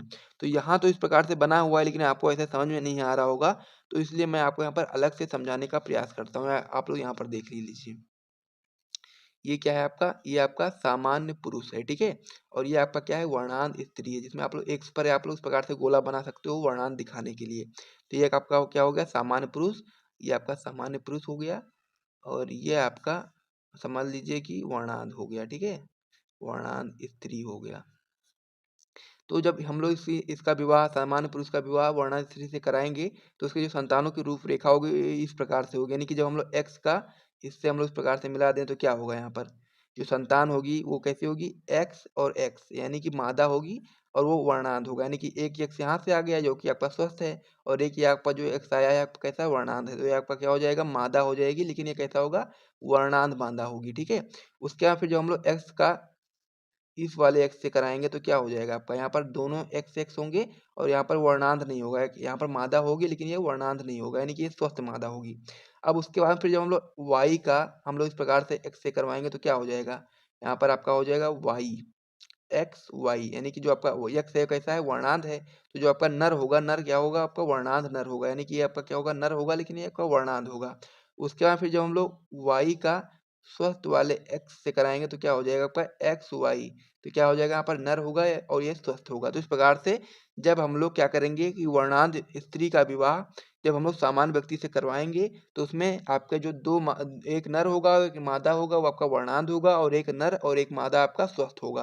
तो इस प्रकार से आप लोगों ने यहाँ से समझ लिया है तो इसे आप लोग अपनी कॉपी में नोट अब हम लोग पढ़ने वाले हैं मनुष्य में मादा जनन तंत्र का सचित्र वर्णन कीजिए। बहुत ही महत्वपूर्ण क्वेश्चन होता है इसीलिए आप लोग यहाँ पर सबसे पहले वेरी वेरी इंपॉर्टेंट का टिक लगा लीजिए, फिर हम लोग इसका आंसर लिखना स्टार्ट करते हैं। तो वीडियो बहुत ही ज़्यादा महत्वपूर्ण होने वाली है इसीलिए आप लोग वीडियो को ध्यान से देखो और अंत तक देखो और इस क्वेश्चन को आप लोग आज ही अच्छे तरीके से तैयार कर लो क्योंकि आपका क्वेश्चन जो है बहुत ही महत्वपूर्ण है और आपके बोर्ड परीक्षा में कई बार पूछा गया है। तो इसका उत्तर आप लोग बताओगे कि मादा जनन तंत्र को निम्नलिखित 3 भागों में हम लोग बाँट सकते हैं। सबसे पहले हम लोग बाँटेंगे मुख्य जनन अंग में। तो मुख्य जनन अंग क्या होता है मादा जनन तंत्र का? तो उसमें हम लोग बता सकते हो अंडाशय। तो अंडाशय जो आपका होता है वो मादा जनन तंत्र का मुख्य अंग होता है। तो इसमें आप लोग बताओगे कि यह मादा का प्राथमिक लैंगिक अंग है जो मादा युग्मक यानी कि अंड का निर्माण व स्टेरॉइड हार्मोन का उत्पादन करता है। आगे आप इसमें बताओगे कि उदर के नीचे दोनों ओर एक-एक अंडाशय एक जोड़ी होते हैं, यानी कि उदर के नीचे जो अंडाशय होते हैं वो एक-एक उपस्थित होते हैं। तो इस प्रकार से आप लोग समझ गए होंगे। आगे इसमें हम लोग बताएँगे, यहाँ तक आप लोग नोट कर लीजिए फिर हम लोग अगले पेज पर देखेंगे आगे का इसका उत्तर। आगे आप लोग यहाँ पर बताओगे कि प्रत्येक अंडाशय 2 से 4 सेंटीमीटर लंबी, 1.5 सेंटीमीटर चौड़ी तथा लगभग 1 सेंटीमीटर मोटी बादाम के आकार की संरचना होती है, यानी कि जो अंडाशय होती है वो बादाम के आकार की संरचना एकदम बादाम के आकार की जैसी होती है।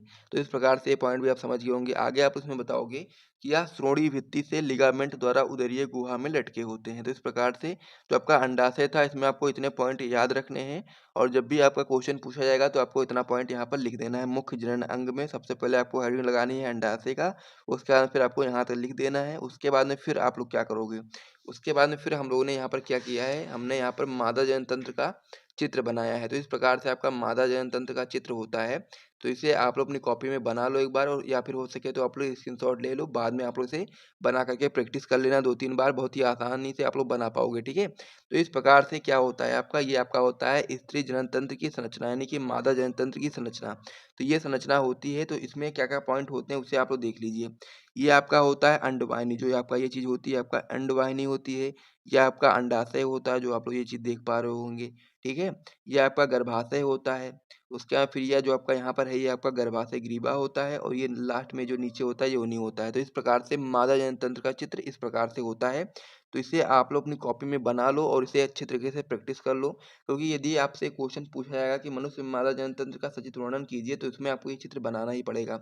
जब आप लोग चित्र बनाओगे तभी आपको पूरे मार्क्स मिलेंगे। तो यहाँ तक आप लोग समझ गए होंगे। तो इतना आप लोग चित्र बना लो या फिर आप लोग हो सके तो स्क्रीनशॉट ले लो, फिर हम लोग आगे बढ़ते हैं।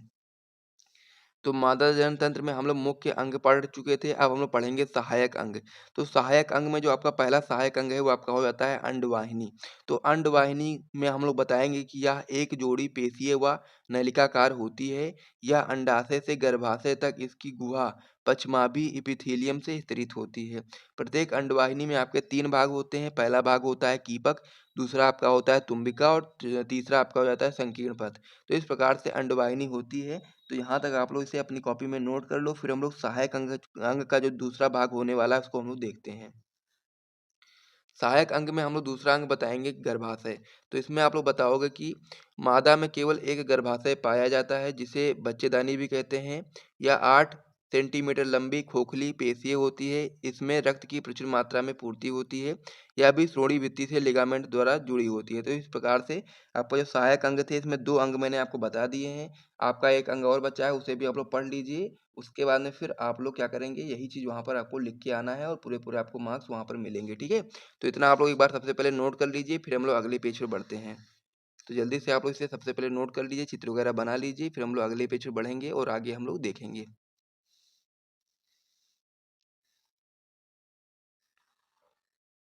तो इस प्रकार से आप लोगों ने यहाँ तक नोट कर लिया होगा। तो चलिए अब हम लोग अगले पेज पर बढ़ते हैं। सहायक अंग में हमारा जो अगला अंग हो जाता है आपका हो जाता है योनि। तो इसमें हम लोग बताएंगे कि गर्भाशय पतली ग्रीवा द्वारा योनि में बदलता है। योनि मैथुन के समय पुरुष से वीर्य ग्रहण करने का कार्य करती है। तो इस प्रकार से ये भी आपका पॉइंट हो गया है, इसे भी आप लोग अपनी कॉपी में नोट कर लो। उसके बाद में फिर हम लोग सहायक ग्रंथियों को देखेंगे, यानी कि जो आपका मादा जनतंत्र होता है उसमें आपके 3 भाग होते हैं। सबसे पहला जो आपका मुख्य अंग होता है, दूसरा आपका होता है सहायक अंग और तीसरा आपका होता है सहायक ग्रंथियाँ। मुख्य अंग में आपका अंडाशय होता है, सहायक अंग में आपका अंडवाहिनी गर्भाशय एवं योनि होता है और आपका सहायक ग्रंथियों में आपका बार्थोलिन ग्रंथियाँ और साथ ही में स्तन ग्रंथियाँ होती हैं। ठीक है।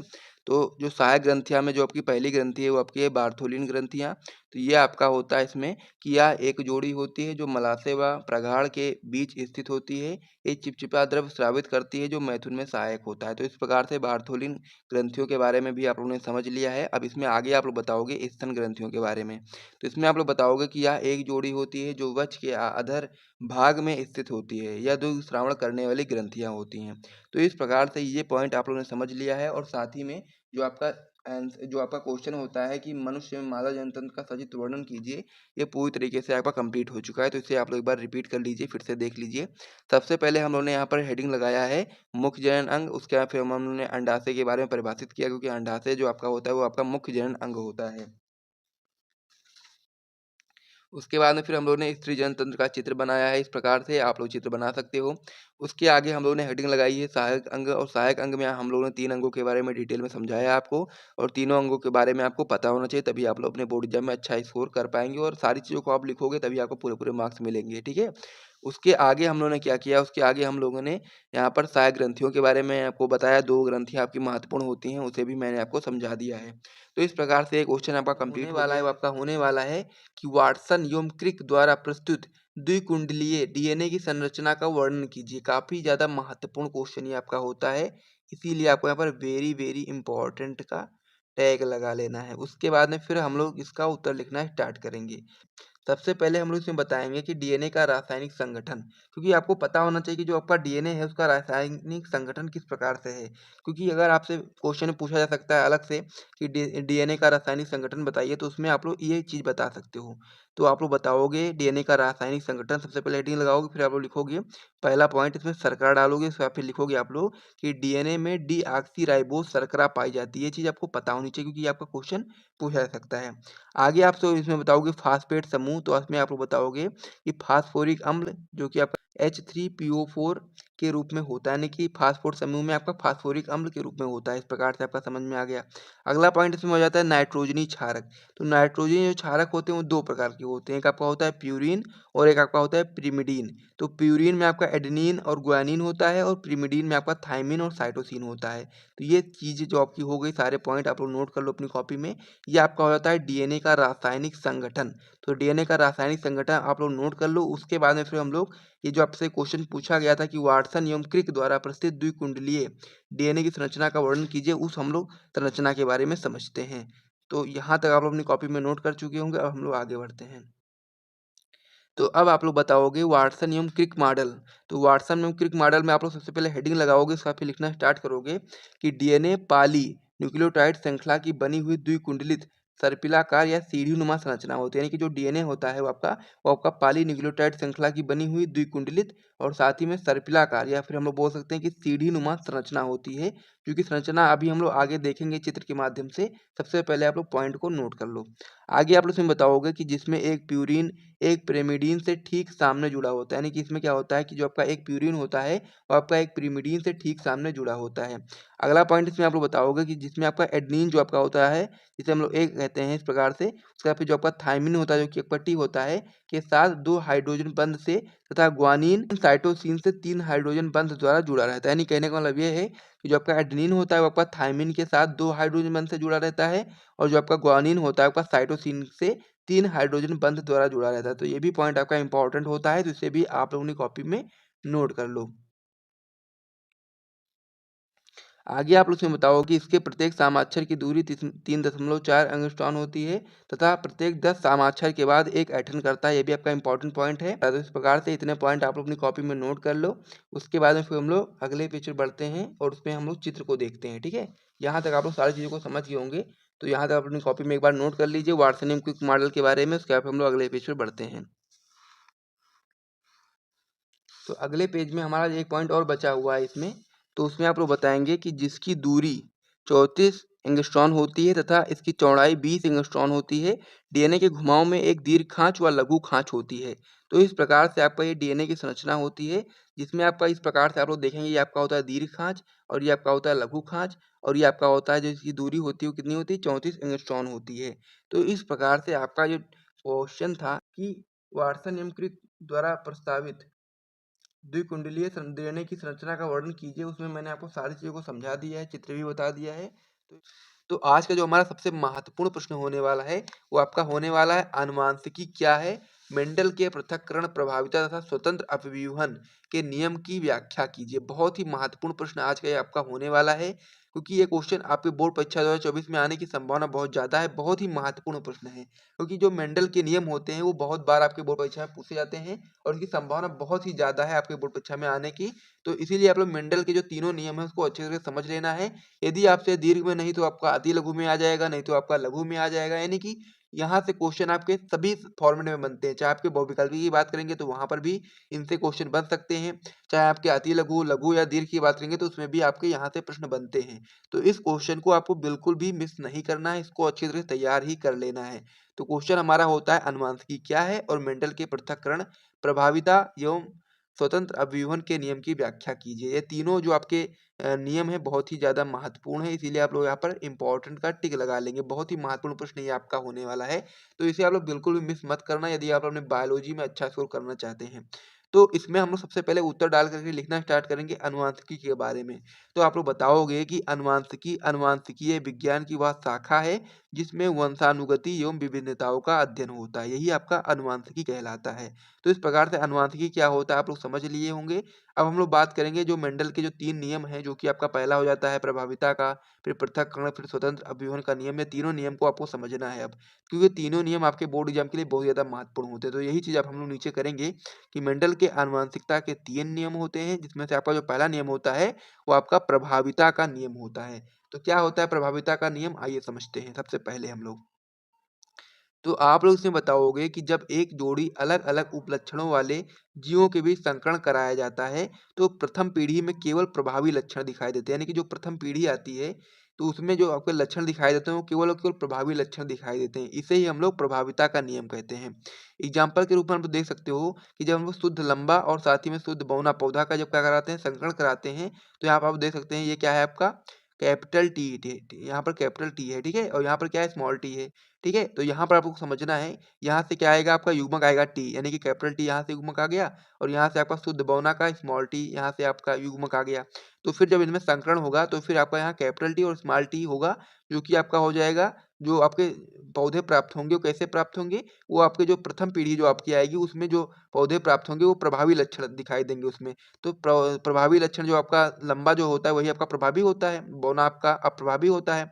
तो जो लंबा होगा वही आपका यहाँ पर दिखाई देगा। तो यहाँ पर आपको जो संतान प्राप्त होगी प्रथम पीढ़ी में, वो आपके 100% संकर लंबे जो पौधे होंगे वो प्राप्त होंगे। तो इस प्रकार से जो प्रभाविता का नियम होता है वो यही नियम होता है कि जब हम लोग एक जोड़ी अलग-अलग उपलक्षणों वाले जीवों के बीच संकरण कराते हैं, तो प्रथम पीढ़ी में केवल प्रभावी लक्षण दिखाई देते हैं। जो कि लंबा जो होता है वो प्रभावी लक्षण होता है, बौना आपका होता है अप्रभावी लक्षण। तो प्रभावी लक्षण ही दिखाई देगा प्रथम पीढ़ी में। तो इसीलिए यहाँ पर जो संतान प्राप्त होगी वो आपकी 100% संकर लंबे पौधे प्राप्त होंगे। तो इस प्रकार से प्रभाविता का क्या नियम होता है आप लोगों ने समझ लिया होगा। अब हम लोग इसके जो मेंडल का जो दूसरा नियम होता है उसको अब हम लोग समझते हैं। मेंडल का जो दूसरा नियम हो जाता है आपका हो जाता है पृथक्करण का नियम। तो पृथक्करण के नियम में आप लोग बताएँगे कि जब एक जोड़ी अलग-अलग उपलक्षणों वाले जीवों के बीच संकरण कराते हैं तो प्रथम पीढ़ी में यानी कि F1 पीढ़ी में केवल आगे हम लोग यहाँ पर पेज ले आते हैं। तो हम लोगों ने क्या देखा? हम लोगों ने देखा कि जब एक जोड़ी अलग-अलग उपलक्षणों वाले जीवों के बीच संकरण कराते हैं, तो प्रथम पीढ़ी यानी कि F1 पीढ़ी में केवल प्रभावी लक्षण दिखाई देते हैं, जैसा कि आप लोगों ने प्रभाविता के नियम में देखा था। आगे इसमें बताएँगे कि लेकिन दूसरी पीढ़ी में प्रभावी और अप्रभावी दोनों लक्षण एक निश्चित अनुपात में अलग हो जाते हैं, इसे ही हम लोग पृथक्करण का नियम कहते हैं। तो पृथक्करण का नियम क्या होता है मैंने आपको बताया, जब एक जोड़ी अलग-अलग उपलक्षणों वाले जीवों के बीच संकरण कराया जाता है, तो जो प्रथम पीढ़ी होती है उसमें केवल प्रभावी लक्षण दिखाई देंगे, लेकिन जब दूसरी पीढ़ी होगी तो दूसरी पीढ़ी में अप्रभावी और प्रभावी दोनों लक्षण दिखाई देंगे, एक निश्चित अनुपात में अलग हो जाएँगे, ठीक है? तो इसे ही हम लोग पृथक्करण का नियम कहते हैं। सिंपल सा है, इसे भी आप लोग याद कर लीजिए, फिर हम लोग आगे समझते हैं एग्ज़ाम्पल के माध्यम से। तो यहाँ पर हम लोगों ने क्या लिया 2 जनक लिए। तो जनक में क्या था आपका, एक था आपका शुद्ध लंबा और उसका साथ में था एक शुद्ध बौना। यानी कि शुद्ध बौना और शुद्ध लंबा के बीच में जब हम लोगों ने संकरण कराया, तो यहाँ से क्या था कैपिटल टी और यहाँ पर स्मॉल टी, यानी कि कैपिटल टी है, यहाँ पर स्मॉल टी है। तो यहाँ से जब हम लोग युग्मक निकालेंगे तो यहाँ पर आपका कैपिटल टी आ जाएगा युग्मक और यहाँ पर आपका स्मॉल टी आ जाएगा। तो जो प्रथम पीढ़ी आएगी उसमें क्या प्राप्त होगा, जो संतान प्राप्त होगी वो कैसे होंगे 100% संकर लंबे, यानी कि प्रभावी लक्षण इसमें केवल दिखाई दे रहा है प्रथम पीढ़ी में। वहीं पर जब हम लोग सेकंड पीढ़ी की बात करेंगे, तो जब हम लोग क्या कराएँगे सेकंड पीढ़ी यानी कि स्वसंकरण कराएँगे, संकर लंबे जो पौधे होंगे उसमें जब हम लोग स्वसंकरण कराएँगे तो यहाँ से जो युग्मक प्राप्त होगा capital T, small T, capital T, small T, ठीक है? तो इसका जब हम लोग पुनः चौखाना बना करके देखेंगे तो सबसे पहले एक युग्मक हम लोग ऊपर रख देंगे, एक नीचे रख देंगे, ठीक है? तो ये वाला आप लोग मान लीजिए ऊपर रख देते हैं कैपिटल टी, स्मॉल टी और ये वाला आप लोग नीचे रख देंगे कैपिटल टी और स्मॉल टी। तो जब हम लोग क्या करेंगे, जो आपका कैपिटल टी है, कैपिटल टी से संकलन कराएँगे तो क्या होगा आपका कैपिटल टी होगा। उसके यहाँ पे जो हम लोग कैपिटल टी का स्मॉल टी के साथ कराएँगे तो आपका क्या हो जाएगा कैपिटल टी, स्मॉल टी, ठीक है? इस प्रकार से हो गया। उसके बाद में फिर जब हम लोग स्मॉल टी का कैपिटल टी से कराएँगे तो आपका क्या हो जाएगा कैपिटल टी, स्मॉल टी। फिर जब हम लोग स्मॉल टी का स्मॉल टी के साथ कराएँगे तो आपका स्मॉल टी हो जाएगा। तो इस प्रकार से आप लोग यहाँ पर देखेंगे तो यहाँ पर शुद्ध जो लंबे पौधे आएँगे कितने आएगा? 1 आएगा और साथ ही में संकर लंबे पौधे कितने आएँगे? आपके 2 आएँगे और साथ ही में जो आपका एक पौधा आएगा वो कैसा होगा आपका? जो कि आपका बौना पौधा होगा। तो इस प्रकार से आपका हो जाता है। यहाँ पर रेशियो की यदि हम लोग बात करेंगे तो फिनोटाइप रेशियो 1:3 और जीनोटाइप जो रेशियो हो जाएगा आपका 1:2:1, ठीक है? इस प्रकार से आपका हो जाएगा। तो यहाँ तक आप लोगों ने यदि आप लोगों ने 2 नियम को समझा। सबसे पहले हम लोगों ने प्रभाविता का नियम समझा, उसके बाद फिर पृथक्करण का नियम समझा। तो दोनों नियम यदि आपको समझ में आ गए हों तो वीडियो को आप लोग लाइक कर दो। उसके बाद फिर हम लोग जो हमारा जो लास्ट नियम होने वाला है मेंडल का उसे अब हम लोग समझते हैं। तो जो मेंडल का जो तीसरा नियम होता है वही मेंडल का जो लास्ट नियम होता है वो क्या हो जाता है स्वतंत्र अपव्यूहन का नियम। तो ये बहुत ही महत्वपूर्ण नियम हो जाता है और इसकी संभावना दीर्घ उत्तरीय प्रश्न में बहुत ज़्यादा बनती है। तो इसमें हम लोग बताएँगे कि जब 2 जोड़ी अलग-अलग लक्षणों वाले जीवों के बीच संकरण कराया जाता है तो दोनों लक्षणों के वैकल्पिक स्वरूपों का पृथक्करण स्वतंत्र रूप से होता है, अर्थात एक लक्षण की वंशागति दूसरे लक्षण की वंशागति को प्रभावित नहीं करती है। यह नियम जो आपका होता है उसे हम लोग द्विसंकर संकरण पर आधारित है, यानी कि जो आपका स्वतंत्र अपव्यूहन का नियम है वो आपका द्विसंकर संकरण पर आधारित है। तो इस प्रकार से आपका हो जाता है। तो यहाँ पर हम लोग क्या लेंगे, हम लोग दो जोड़ी अलग अलग लक्षणों वाले हम लोग क्या लेंगे, जीवों के बीच संकरण कराएंगे। तो यहाँ पर आप देखेंगे गोल पीला है और साथ ही में झुर्रीदार हरा है, तो इनके बीच में जब हम लोग क्या कराएंगे, संक्रमण कराएंगे। तो क्या हो जाएगा आपका, संकरण कराएंगे। तो गोल है यानी कि आर आर है, कैपिटल आर आर, पीला है आपका कैपिटल वाई वाई है, ठीक है। वहीं पर यह क्या है आपका, जो गोल पीला है आपका प्रभावी लक्षण है और जो आपका झुर्रीदार हरा है ये आपका अप्रभावी लक्षण है। तो झुर्रीदार में आप लोग स्मॉल और स्मॉल कर सकते हैं और हरा में आप लोग स्मॉल वाई कर सकते हैं, ठीक है। तो इसमें से यदि हम लोग युग्मक की बात करेंगे तो युग्मक क्या आ जाएगा आपका, यहाँ से आर आ जाएगा और यहाँ से वाई आ जाएगा, तो क्या हो जाएगा आर वाई, यानी कैपिटल आर वाई, ये आपका युग्मक हो जाएगा गोल पीला का। वहीं पर झुर्रीदार हरा की यदि हम लोग बात करेंगे तो इसमें जो आपका युग्मक हो जाएगा, यहाँ से एक आर आ जाएगा और यहाँ से एक वाई आ जाएगा, यानी कि स्मॉल आर और स्मॉल वाई, इस प्रकार से आपका युग्मक हो जाएगा। उसके यहाँ पे जो आपकी प्रथम पीढ़ी होगी उसमें क्या हो जाएगा आपका, आप देखोगे यहाँ पर कैपिटल आर है, यहाँ पर स्मॉल आर है, तो कैपिटल आर स्मॉल आर हो जाएगा और यहाँ पर कैपिटल वाई और स्मॉल वाई, तो आपका कैपिटल वाई स्मॉल आई हो जाएगा। तो ये आपका प्रथम पीढ़ी हो जाएगी। तो प्रथम पीढ़ी के बाद में जब हम लोग उसका स्वसंकरण कराएंगे तो फिर क्या होगा, तो जब स्वसंकरण आप लोग कराएंगे इसी के साथ में, तो क्या हो जाएगा आपका, यहाँ से युग्मक निकल करके आएगा। पहला जो आपका हो जाएगा इसमें क्या होगा, युग्मक capital R Y small R capital Y और साथ ही में कैपिटल आर स्मॉल वाई और साथ ही में यहाँ पर जो चौथा आपका जो युग्मक हो जाएगा आपका हो जाएगा स्मॉल आर और स्मॉल वाई, ठीक है। इस प्रकार से आपका हो गया। वहीं पर इसका भी एकदम सेम ही रहेगा, ठीक है। तो इस प्रकार से आप लोग यहाँ तक नोट कर लेंगे। उसके बाद फिर हम लोग पुनर्चौखाना बनाएंगे और एक साइड में आप लोग इसे रखेंगे, एक साइड में आप लोग इसे रखेंगे, फिर हम लोग वहां से इसका रेशियो निकालेंगे, ठीक है। तो यहाँ तक आप लोग समझ गए होंगे। तो चलिए अब हम लोग अगले पेज पर बढ़ते हैं और इस युग्मक को आप लोग समझ लीजिए, युग्मक से हम लोग यहाँ पर आगे करेंगे काम, ठीक है। तो इस प्रकार से आपका पुनेट चौखाना हो जाता है। तो पुनेट चौखाना आप लोग समझ गए होंगे। तो यदि आप लोग को बनाना नहीं आता है तो मैं आपको यहाँ पर बना करके भी दिखाऊंगा। तो एक बार सबसे पहले देख लीजिए आप लोग, ठीक है। इसको देख लीजिए, फिर हम लोग यहाँ पर बना करके देखने वाले हैं। तो उसके लिए मैंने ये सारी चीज़ों को पहले से रेडी कर लिया है। सबसे पहले आपको क्या करना है, जो आपका युग्मक है इस प्रकार से, यहाँ से आपने जो युग्मक देखा है इसको हम लोग क्या करेंगे, इसको हम लोग ऊपर लिख देंगे और एक वाला जो अब दूसरा वाला जो है इसमें है इसको हम लोग इस साइड में लिख देंगे। उसके बाद फिर हम लोग क्या करेंगे, इसमें संकरण कराएंगे, यानी कि रेशियो निकालेंगे। सबसे पहले क्या लिखेंगे हम लोग, यहाँ से आर कैपिटल वाई और स्मॉल आर कैपिटल वाई और साथ ही में कैपिटल आर स्मॉल वाई और स्मॉल आर स्मॉल वाई, इस प्रकार से हो गया। उसके बाद फिर हम लोग इधर साइड भी ये जो आपका दूसरा वाला जो युग्मक था सेम था, वही चीज यहाँ पर भी हम लोग लिखेंगे, ठीक है। तो यहाँ पर आपका हो जाएगा कैपिटल आर कैपिटल वाई और यहाँ पर आपका हो जाएगा स्मॉल आर कैपिटल वाई और नीचे आपका हो जाएगा यहाँ पर कैपिटल आर स्मॉल वाई और नीचे आपका जो सबसे नीचे हो जाएगा आपका स्मॉल आर स्मॉल वाई, इस प्रकार से आपका हो गया।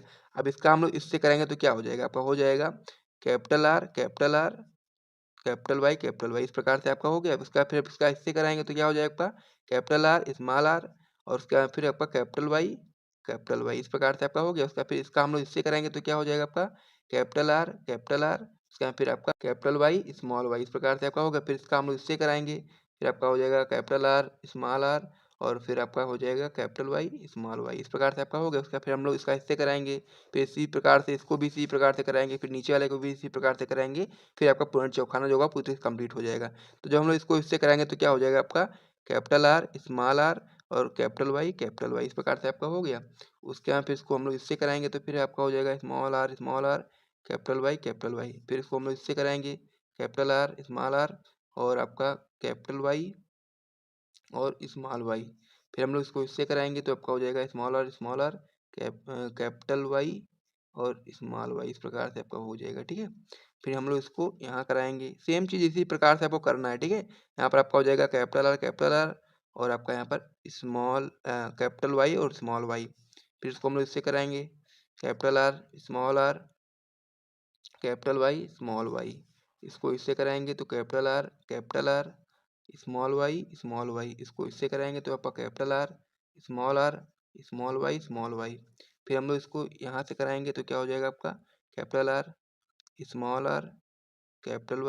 वाई, फिर इसको हम लोग इससे कराएंगे तो आपका स्मॉल आर कैपिटल वाई, फिर इसको इससे कराएंगे तो आपका हो जाएगा क्या कैपिटल आर स्मॉल वाई, फिर इससे इससे कराएंगे तो आपका हो जाएगा smaller cap small Y small Y. तो इस प्रकार से आपका पूर्ण चौखाना था पूरी तरह कंप्लीट हो गया है और आप लोगों ने समझ लिया होगा, बहुत ही इजी तरीके से है, आपको कुछ भी इसमें करना नहीं है, सिंपल तरीके से आप लोग समझ सकते हैं। उसके बाद फिर हम लोग यदि फिनोटाइप रेशियो की बात करेंगे तो आपका हो जाएगा 9:3:3:1 और जीनोटाइप रेशियो की बात करेंगे तो आपका 1:2:1:1:2:4:2 2:1 1:2 2:1। तो इस प्रकार से आपका फिनोटाइप रेशियो और जीनोटाइप रेशियो हो जाता है। इसे भी आप लोग एक बार नोट कर लीजिए। तो ये जो क्वेश्चन था पूरी तरह से कंप्लीट हो चुका है। इसमें हम लोग से मेंडल के जो तीनों नियम थे मैंने आपको बताए। पहला नियम आपका हो जाता है प्रभाविता का नियम, दूसरा नियम आपका हो जाता है पृथक्करण का नियम, तीसरा नियम आपका हो जाता है स्वतंत्र अपव्यूहन का नियम। तो इस प्रकार से आपके तीनों नियम मैंने आपको समझा दिए हैं, आपको समझ में आ गया होगा। तो यदि आपको वीडियो यहाँ तक पसंद आया है तो वीडियो को एक बार लाइक कर दीजिए, चैनल को भी विषाणु द्वारा उत्पन्न एक रोग का नाम लिखिए तथा लक्षण, उपचार तथा बचाव के उपाय भी बताइए। तो ये बहुत ही महत्वपूर्ण क्वेश्चन है आपकी बोर्ड परीक्षा में 2005 में, 6 में, 7 में, 8 में, 11 में, 12 में, 18 में, 22 में, यानी कि 7-8 बार पूछा गया है, महत्वपूर्ण क्वेश्चन है। तो इसीलिए आपको इस क्वेश्चन को अपनी कॉपी में अभी कभी नोट कर लेना है और साथ ही में याद कर लेना है। और जो भी लोग टॉपर ग्रुप के मेंबर हैं उनको इसका PDF ग्रुप के अंतर्गत दे दिया जाएगा। तो चलिए हम लोग इसका उत्तर देखते हैं। ये क्वेश्चन आपसे इस प्रकार से पूछा जा सकता है कि एड्स क्या है, इसके बारे में पूरी जानकारी दीजिए। तो उस प्रकार से यदि आपसे क्वेश्चन पूछा जाएगा तब भी आप लोग यही चीज़ बताएंगे जो चीज़ हम लोग उत्तर में करने वाले हैं। तो आप लोग इसमें बताएंगे कि उपार्जित प्रतिरक्षा न्यूनता सिंड्रोम, जिसे हम लोग एड्स कहते हैं, एड्स को हम लोग फुल फॉर्म में क्या बोलते हैं, उपार्जित प्रतिरक्षा न्यूनता सिंड्रोम। तो ये आपका होता है एड्स का फुल फॉर्म, इसे आपको याद कर लेना है। आपकी बोर्ड परीक्षा में एड्स का फुल फॉर्म भी पूछा जा सकता है बहुविकल्पी में, तो वहाँ पर भी आप लोग इस प्रकार से बता सकते हैं। जो आपका एड्स होता है ये आपका एक विषाणु जनित रोग है, क्योंकि हम लोग से क्वेश्चन में पूछा ही गया था कि हम लोग को विषाणु द्वारा उत्पन्न एक रोग का नाम बताना था, साथ ही में उसका लक्षण बताना था, उपचार बताना था तथा बचाव बताना था। तो यही चीज़ हम लोग आपको बताएंगे कि जो एड्स होता है वो आपका एक विषाणु जनित रोग है और एड्स का जो कारक होता है वो आपका होता है ह्यूमन इम्यूनोडेफिशिएंसी वायरस, यानी कि HIV। ये आपका होता है एड्स का वो कारक, यानी कि यही आपका ये HIV वायरस जो होता है यही आपको एड्स का फैलाने का कार्य करता है। इस प्रकार से आप समझ गए। आगे आप उसमें बताएंगे कि यह एक RNA युक्त विषाणु है, यानी कि जो आपका HIV है आपका एक RNA युक्त विषाणु है जो कि आपका रिवर्स ट्रांसक्रिप्शन द्वारा DNA बना लेता है, जो शरीर में प्रतिरक्षा को क्षति पहुंचाता है, यानी कि जो शरीर की प्रतिरक्षा तंत्र होता है उसको क्षति पहुंचाने का कार्य करता है आपका एड्स रोग। तो इसीलिए आप लोग सबसे पहले ये जानकारी लिखेंगे अपनी कॉपी में। उसके बाद में फिर हम लोग एड्स के लक्षण को देखेंगे, फिर हम लोग एड्स के किस प्रकार से एड्स फैलता है उसको देखेंगे, फिर हम लोग समझेंगे कि एड्स का जो संचरण होता है, कह सकते हैं कि संक्रमण होता है, उसकी पहचान हम लोग किस प्रकार से कर सकते हैं, और फिर लास्ट में हम देखेंगे HIV की रोकथाम एवं उपचार। फिर ये आपका जो होगा पूर्ण रूप से क्वेश्चन कंप्लीट हो जाएगा। तो ये चीज़ आप लोग समझ ही गए होंगे कि एड्स का पूरा नाम क्या होता है, एड्स किस वायरस से फैलता है, और ये सारी चीज़ आप लोग समझ गए होंगे। और साथ ही में एड्स जो होता है वो शरीर की प्रतिरक्षा तंत्र को क्षति पहुंचाता है। तो ये पॉइंट आप नोट कर लीजिए। फिर हम लोग एड्स के लक्षण को देखते हैं। तो एड्स में आप लोग पहला लक्षण बता सकते हैं कि बार बार रोगों से ग्रसित हो जाना। ये एड्स का बहुत ही कह सकते हैं कि बहुत ही महत्वपूर्ण लक्षण है, क्योंकि जब एड्स हो जाता है किसी भी व्यक्ति को तो उसका जो प्रतिरक्षा तंत्र होता है, यानी कि इम्यूनिटी जो होती है वो कमजोर हो जाती है, जिसकी वजह से वो किसी भी छोटे छोटे रोग से भी वो ग्रसित हो जाता है। बार बार इस प्रकार से होता रहता है। तो आप लोग समझ जाएंगे कि अगर ये लक्षण दिखाई दे रहा है तो आप लोग एक बार जरूर मतलब कि एड्स के लिए आप लोग जान सकते हैं कि लक्षण इसी प्रकार से होता है। आगे हम लोग बताएंगे इसमें कि रोगी को लगातार बुखार आना, ये भी आपका एड्स का एक लक्षण है, और साथ ही में दस्त लगना, ये भी आपका एड्स का लक्षण है। फिर आप लोग आगे बता सकते हैं कि धीरे धीरे शरीर का वजन कम होना, ये भी आपका एड्स का लक्षण है, और साथ ही में शरीर की प्रतिरक्षा क्षमता में कमी आना, ये भी आपका एड्स का लक्षण है। तो इस प्रकार से यदि किसी व्यक्ति को एड्स रोग हो जाता है तो उसमें इस प्रकार से इतने सारे लक्षण दिखाई देते हैं, जैसे कि बार बार रोगों से ग्रसित होना, रोगी को लगातार बुखार आना, दस्त लगना, धीरे धीरे शरीर का वजन कम होना, शरीर की प्रतिरक्षा क्षमता में कमी आना। तो ये सारे लक्षण दिखाई देते हैं जिस भी व्यक्ति को एड्स हो जाता है। ठीक है, ये चीज़ आपको यहाँ पर समझ में आ गया होगा। अब हम लोग बात करेंगे कि जो आपका एड्स का संचरण, यानी कि जो HIV वायरस होता है वो किस प्रकार से संचित होता है व्यक्तियों में, वो आपको यहाँ पर समझना है। तो इस प्रकार से बता सकते हैं कि जो आपका एड्स का संचरण, यानी कि एड्स रोग किस प्रकार से फैलता है, उसको आपको यहाँ पर समझ लेना है। तो इसमें आप लोग बता सकते हैं कि HIV का जो संचरण होता है वो संक्रमित माता से उसके गर्भस्थ शिशु को होता है। यानी कि अगर मान लीजिए कोई भी माता है वो संक्रमित है एड्स रोग से, तो उसका जो शिशु होगा, जो उसके पेट में होगा, उसको भी ये संचरण हो जाएगा, यानी कि उसके अंदर भी ये रोग संचरित हो जाएगा। ये चीज़ आपको यहाँ पर याद रखना है। दूसरा पॉइंट आप इसमें बता सकते हैं कि संक्रमित व्यक्ति से असुरक्षित यौन संबंध बनाने से भी आपका एड्स जो होता है वो फैल जाता है। तो इस प्रकार से एड्स का संचरण क्या होता है वो आप लोग समझ गए होंगे, तो इसे भी नोट कर लीजिए। फिर हम लोग बात करेंगे कि जो आपका HIV का जो संचरण होता है, संक्रमण होता है, जिस भी व्यक्ति को एड्स का रोग हो जाता है उसको हम लोग किस प्रकार से पहचानेंगे कि उसके अंदर एड्स है या नहीं है। तो इसको पहचान करने के लिए यहाँ पर 2 टेस्ट कराए जा सकते हैं। एक आपका होता है एलिसा, इसको हम लोग शॉर्ट फॉर्म में एलिसा बोलते हैं। फुल फॉर्म इसका होता है एंजाइम लिंक्ड इम्यूनोसॉर्बेंट एसे। ये भी आपको यहाँ पर याद रखना है, ये भी आपका महत्वपूर्ण है, ये भी आपका बहुविकल्पी में पूछा जा सकता है कि इसका फुल फॉर्म बताइए एलिसा का, ठीक है। दूसरा आपका इसमें हो जाता है टेस्ट PCR। PCR को हम लोग फुल फॉर्म में बोलते हैं पॉलीमरेज चेन रिएक्शन। ये भी आपका इंपॉर्टेंट होता है, दोनों को आपको यहाँ पर याद रखना है, एलिसा और PCR दोनों आपके लिए महत्वपूर्ण है। और जिस भी व्यक्ति को एड्स या फिर कह सकते हैं HIV का संक्रमण होता है उसको पता लगाने के लिए हम लोग इन दोनों कह सकते हैं कि दोनों टेस्ट हम लोग कराने पड़ते हैं। और जो आप लोग टेस्ट कराओगे तो फिर आपको जानकारी मिल जाएगी कि उस व्यक्ति को HIV का संक्रमण है या नहीं है। तो इस प्रकार से ये पॉइंट भी आप समझ गए होंगे। तो इस पेज पर मैंने बहुत सारी चीज़ों को आपको बताया। सबसे पहले हम लोगों ने एड्स के बारे में थोड़ी सी जानकारी प्राप्त करी, उसके बाद में फिर हम लोगों ने देखा कि एड्स जो आपका होता है वो किन कारकों के मतलब किस कारक की वजह से होता है वो भी मैंने आपको बताया। फिर हम लोगों ने एड्स के लक्षण को देखा कि जिस भी व्यक्ति को एड्स हो जाता है उसके अंदर कौन कौन से लक्षण दिखाई देते हैं, उसको भी आप लोगों ने समझ लिया। फिर उसके बाद में फिर हम लोगों ने देखा कि जो आपका HIV का जो संक्रमण होता है वो किस प्रकार से होता है एक व्यक्ति से दूसरे व्यक्ति में, वो भी मैंने आपको समझाया। और लास्ट में मैंने जो बताया आपको HIV का संक्रमण की पहचान किस प्रकार से हम लोग करेंगे वो भी मैंने आपको यहाँ पर बता दिया, ठीक है। इसमें आपके 2 टेस्ट होते हैं, दोनों टेस्ट को आपको यहाँ पर याद रखना है, PCR और एलिसा, और इन दोनों का फुल फॉर्म भी आपको यहाँ पर याद रखना है। और साथ में एड्स जो होता है उसका भी आपको यहाँ पर फुल फॉर्म याद रखना पड़ेगा। तो इस प्रकार से ये चीज़ आप लोग समझ गए होंगे, तो इसे आप लोग कॉपी में नोट कर लीजिए।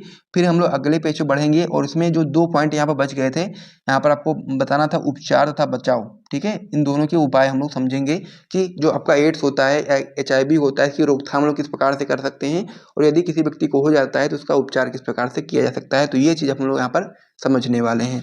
तो आप लोग जल्दी से अपनी कॉपी में इसे नोट कर लीजिए, फिर हम लोग अगले पेज पर बढ़ते हैं। तो इस पेज को मैं यहाँ पर हटा देता हूँ। अब हम लोग इसमें देखने वाले हैं HIV की रोकथाम एवं उपचार, यानी कि इसको कैसे रोका जा सकता है, या फिर किसी भी व्यक्ति को यदि ये हो जाए यानी कि HIV का संक्रमण हो जाए तो वो किस प्रकार से क्या उपचार किया जा सकता है उसमें, ठीक है। तो पहला पॉइंट इसमें बताएंगे कि आप लोग कंडोम के उपयोग से सुरक्षित यौन संबंध बनाना चाहिए, तो फिर ये इसका रोका जा सकता है, यानी कि जो आपका HIV का जो संक्रमण है इसे रोका जा सकता है। दूसरा पॉइंट इसमें आपका दिया गया है रक्तदान से पहले HIV का परीक्षण करके, यानी कि अगर किसी भी व्यक्ति को ब्लड दिया जा रहा है या रक्तदान हो रहा है तो उसमें क्या करना है कि पहले उसकी HIV का परीक्षण करना है ताकि उसको पता चल जाए। यदि उसको HIV ना हो तभी आप लोग उसका रक्त लें, अगर उसको HIV है तो फिर आपको उसका रक्त नहीं लेना, क्योंकि अगर आप लोग HIV जो जिस भी व्यक्ति में अगर HIV है अगर आप लोग उसका रक्त लेते हैं तो वो आपके अंदर भी फैल जाएगा। इस प्रकार से आपका हो गया। तीसरा पॉइंट आप उसमें बता सकते हैं कि एड्स के बारे में जागरूकता फैलाकर, यानी कि जो भी समाज में इस प्रकार की जागरूकता फैलाई जाए ताकि उन लोगों को पता चले कि किस प्रकार से इस प्रकार का जो संक्रमण है या फिर रोग है किस प्रकार से फैलता है, ताकि वो लोग जागरूक रहें और इस प्रकार की गलती ना करें जिसकी वजह से उनको इस तरह का रोग हो, ठीक है। ये पॉइंट भी आप समझ गए। लास्ट पॉइंट आप इसमें बता सकते हैं कि एक बार उपयोग की गई सुई का प्रयोग दोबारा नहीं किया जाना चाहिए, यानी कि जो आपका इंजेक्शन की जो सुई होती है यदि किसी व्यक्ति को वो पहले बार उपयोग की गई है तो उसको दोबारा किसी और व्यक्ति में उपयोग नहीं करना चाहिए। क्योंकि अगर मान लीजिए जिस भी व्यक्ति में सबसे पहले सुई का उपयोग किया गया इंजेक्शन की, तो अगर उस व्यक्ति में अगर एड्स है या फिर HIV वायरस है तो अगर उस व्यक्ति का जो सुई है उसमें उसके ब्लड में लग जाएगा, ठीक है, सुई में ब्लड लग जाएगा, और जब आप लोग उसी सुई का दूसरे व्यक्ति में प्रयोग करेंगे तो फिर वो जो आपका कह सकते हैं HIV वायरस होगा वो उस व्यक्ति में भी चला जाएगा, जिसकी वजह से उसको भी HIV संक्रमण हो जाएगा। तो इसीलिए यहाँ पर ये पॉइंट इम्पॉर्टेंट है कि एक बार उपयोग की गई सुई का उपयोग या प्रयोग दोबारा नहीं किया जाना चाहिए, ये भी आपका एक रोकथाम है, ठीक है। तो इस प्रकार से इतनी सारी चीज़ें मैंने आपको समझा दी। तो ये जो आपका पूरा टॉपिक था कि विषाणु द्वारा उत्पन्न एक रोग का हम लोग को नाम बताना था, लक्षण बताने थे, उपचार बताना था तथा बचाव बताने थे। तो बचाव में सारी चीज़ें हम लोगों ने आपको बताई। सबसे पहले इसकी पूरी जानकारी दी हम लोगों ने एड्स के बारे में, फिर लक्षण के बारे में समझा, फिर एड्स का संक्रमण किस प्रकार से होता है उसको समझा, फिर HIV का जो संक्रमण होता है इसकी पहचान किस प्रकार से करते हैं उसको समझा, और लास्ट में हम लोगों ने देखा HIV की रोकथाम एवं उपचार। तो इस प्रकार से जो पूरा क्वेश्चन था पूर्ण से कंप्लीट हो गया। क्या है और जैव विकास में इसके महत्व पर प्रकाश डालिए। काफ़ी ज़्यादा इंपॉर्टेंट क्वेश्चन होता है और इसको हम लोग बहुत ही आसानी तरीके से आपको समझाएँगे और आपको बहुत ही बेहतर तरीके से समझ में आ जाएगा कि उत्परिवर्तन क्या है और जैव विकास में इसके महत्व पर हम लोग को प्रकाश भी डालना है, वो भी मैं आपको यहाँ पर बता दूँगा कि जैव विकास में किस प्रकार से आपका महत्वपूर्ण है। तो चलिए सबसे पहले हम लोग इसका उत्परिवर्तन जो आपका होता है, इसकी हम लोग सबसे पहले परिभाषा को देखते हैं कि उत्परिवर्तन आखिर होता क्या है। तो उत्परिवर्तन की परिभाषा में बताओगे आप लोग कि अचानक आने वाले बड़े परिवर्तन जो अगली पीढ़ी में वंशागत होते हैं, उत्परिवर्तन कहलाते हैं। यानी उत्परिवर्तन में होता ऐसा है कि इसमें क्या होता है, जो परिवर्तन होते हैं वो अचानक आ जाते हैं और बहुत बड़े परिवर्तन आ जाते हैं। तो जो जो कि आपके अगली पीढ़ी में वंशागत होते हैं, यानी कि अगली पीढ़ी में भी जाते हैं, वही आपका उत्परिवर्तन कहलाता है। तो इस प्रकार से जो उत्परिवर्तन होता है उसकी परिभाषा मैंने आपको बता दी है। उसके बाद में फिर उत्परिवर्तन के बारे में और भी जानकारी हम लोग नीचे प्राप्त करेंगे। तो सबसे पहला जो हम लोग इसमें पॉइंट याद करेंगे कि जातीय लक्षणों में होने वाले इन आकस्मिक वंशागत परिवर्तनों को डी वरीज ने उत्परिवर्तन कहा। यानी कि जो डी वरीज थे उन्होंने ही उत्परिवर्तन की खोज की थी और उन्होंने ही उत्परिवर्तन के संबंध में सिद्धांत प्रस्तुत किया था। तो इस प्रकार से आप लोग इसमें बताओगे कि जातीय लक्षणों में होने वाले इन आकस्मिक वंशागत परिवर्तनों को ही डी वरीज ने उत्परिवर्तन कहा और सन 1901 ईस्वी में इन्होंने इस संबंध में एक उत्परिवर्तन सिद्धांत प्रस्तुत किया। ये चीज आपको यहाँ पर याद रखना है कि यदि आपसे कोई पूछ ले कि आप लोग बताओ कि उत्परिवर्तन सिद्धांत किसने प्रस्तुत किया, तो आप लोग बता सकते हैं कि डी वरीज ने प्रस्तुत किया। तो इस प्रकार से ये आपका बहुविकल्पी में भी प्रश्न बन सकता है। तो इस प्रकार से आप लोग इतना नोट कर लो, फिर हम लोग आगे बढ़ते हैं। आगे आप उसमें बताओगे कि जाति का प्रथम सदस्य जिसमें उत्परिवर्तन होता है वो आपका उत्परिवर्तक है। यानी कि ये चीज आपको यहाँ पर याद रखना है कि वो आपका म्यूटेंट है। यानी कि जाति का जो प्रथम सदस्य होगा जिसमें आपका उत्परिवर्तन होगा वो आपका उत्परिवर्तक या फिर म्यूटेंट होगा। इस प्रकार से आपको यहाँ पे याद रखना है। आगे आप उसमें बताएंगे कि उत्परिवर्तन अनिश्चित होते हैं तथा लाभदायक या हानिकारक दोनों प्रकार के हो सकते हैं। यानी कि जो आपका उत्परिवर्तन होता है वो आपका अनिश्चित होता है, यानी कि कब होगा कैसे होगा ये आपको पता नहीं चलेगा, अचानक से हो जाएगा और अचानक से बड़े परिवर्तन आपके शरीर में या फिर जिसमें भी होगा वो अचानक से उत्पन्न हो जाएंगे बड़े परिवर्तन, तो उसको हम लोग उत्परिवर्तन बोलेंगे। और जो आपका उत्परिवर्तन होता है आपका लाभदायक भी हो सकता है और हानिकारक दोनों प्रकार के आपके हो सकते हैं। यानी कि लाभदायक भी उत्परिवर्तन हो सकता है आपका और हानिकारक भी हो सकता है। तो इस प्रकार से आप लोगों ने यहाँ तक समझ लिया। आगे आप उसमें बताओगे कि उत्परिवर्तन किसी जीन विशेष में होते हैं। यानी कि जो आपका उत्परिवर्तन होता है आपका किसी जीन विशेष में होता है जिससे जनन द्रव्य में परिवर्तन होते हैं अतः अगली पीढ़ी में स्थानांतरित हो जाते हैं। तो इस प्रकार से जो उत्परिवर्तन होता है वो किसी जीन में होता है जिससे जनन द्रव्य में परिवर्तन होता है अतः अगली पीढ़ी में स्थानांतरित हो जाते हैं। तो इस प्रकार से उत्परिवर्तन के बारे में बहुत सारी जानकारी हम लोगों ने प्राप्त करी है और यदि आपसे क्वेश्चन पूछा जाता है तो आपको यहाँ तक लिखना पड़ेगा। उसके बाद में फिर हम लोग इसमें बात करेंगे कि उत्परिवर्तन कितने प्रकार के होते हैं।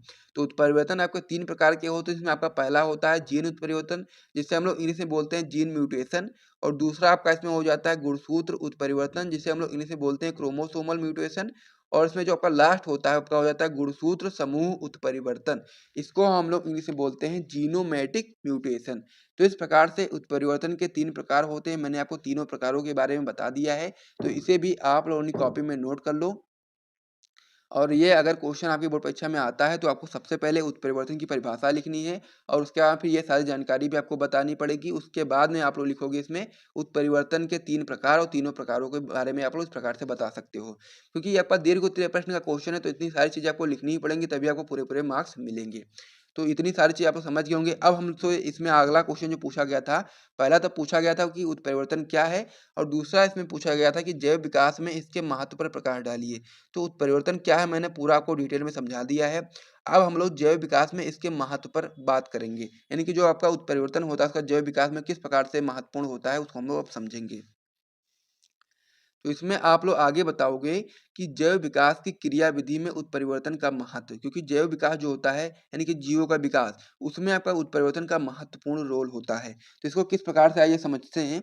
सबसे पहला पॉइंट इसमें आप लोग बताओगे कि उत्परिवर्तन के कारण जीवों में विकासशील विभिन्नताएं कम समय में उत्पन्न हो जाती है। यानी कि क्या होता है कि जब उत्परिवर्तन होता है तो उसके कारण जीवों में जो विकासशील जो विभिन्नताएं होती हैं जो बहुत ज़्यादा समय में उत्पन्न होती हैं वो बहुत ही कम समय में यहाँ पर उत्पन्न हो जाती हैं उत्परिवर्तन के कारण।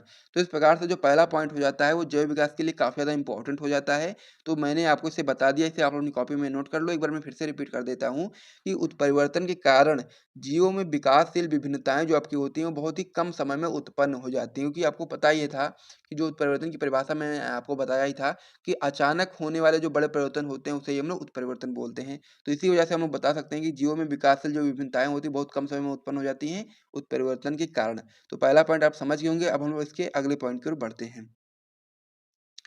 अगला पॉइंट इसमें आपका हो जाता है कि एक जनजाति से कई मिलती जुलती जातियां उत्पन्न हो जाती हैं और संयोजी कड़ियों की उपस्थिति को उत्परिवर्तन सिद्धांत द्वारा सहज ही समझा जा सकता है।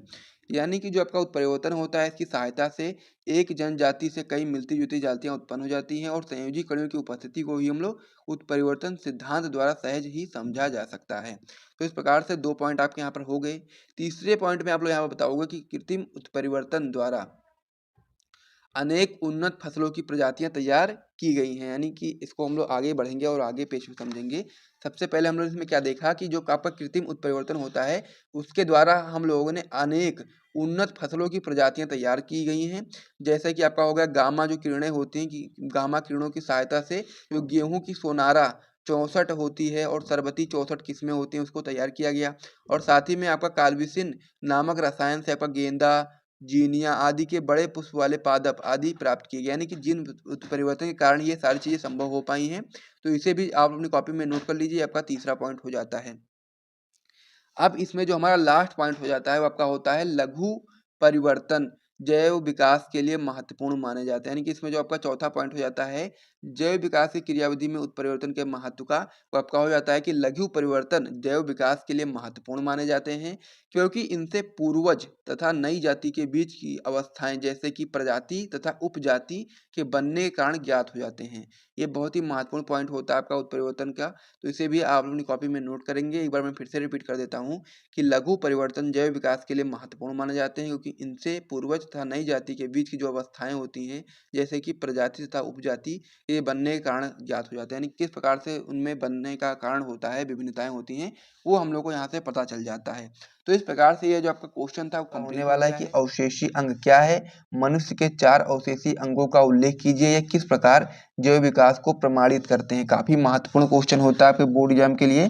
तो इसीलिए आपको यहाँ पर IMP का टिक लगा देना क्योंकि आपका इंपॉर्टेंट क्वेश्चन होता है और 2024 की बोर्ड परीक्षा में क्वेश्चन आपके बोर्ड परीक्षा में आ सकता है। तो इसी को ध्यान में रखते हुए हम लोग क्या करेंगे, इसका सोल्यूशन करेंगे।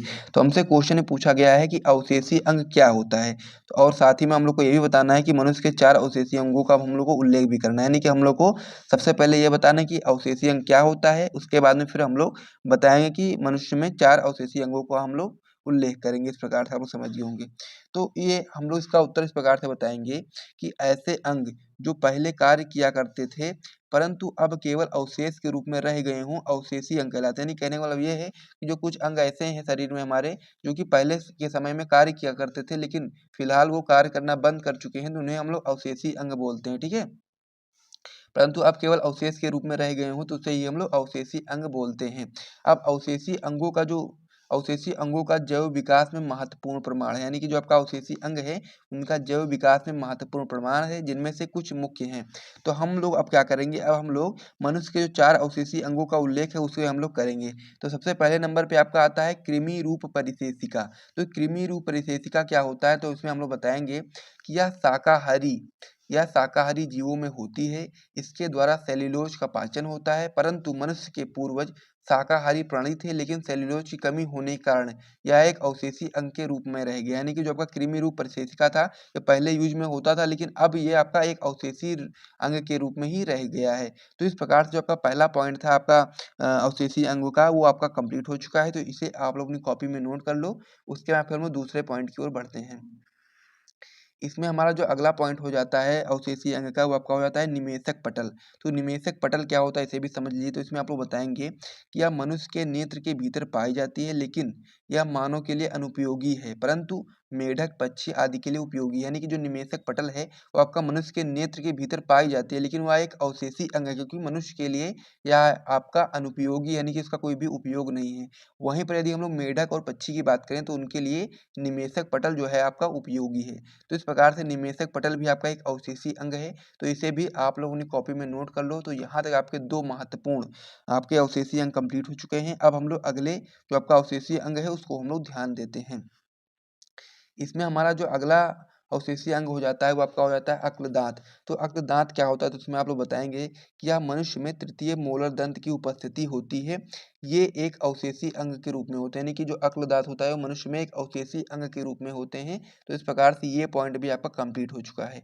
तो यहाँ तक मैंने सबसे पहले आपको क्या बताया, मैंने आपको सबसे पहले बताया अवशेषी अंग के बारे में। तो अवशेषी अंग की परिभाषा में आपको क्या बताया था, मैंने बताया था कि ऐसे अंग जो पहले कार्य किया करते थे परंतु अब केवल अवशेष के रूप में रह गए हों, अवशेषी अंग कहलाते हैं। उसके बाद में फिर हम लोगों ने अवशेषी अंगों के 3 पॉइंट को यहाँ पर देखा। पहला था आपका कृमि रूप परिशेषिका, तो ये भी आपका पॉइंट हो गया उसका। फिर दूसरा था आपका निमेषक पटल और तीसरा था आपका अक्लदांत।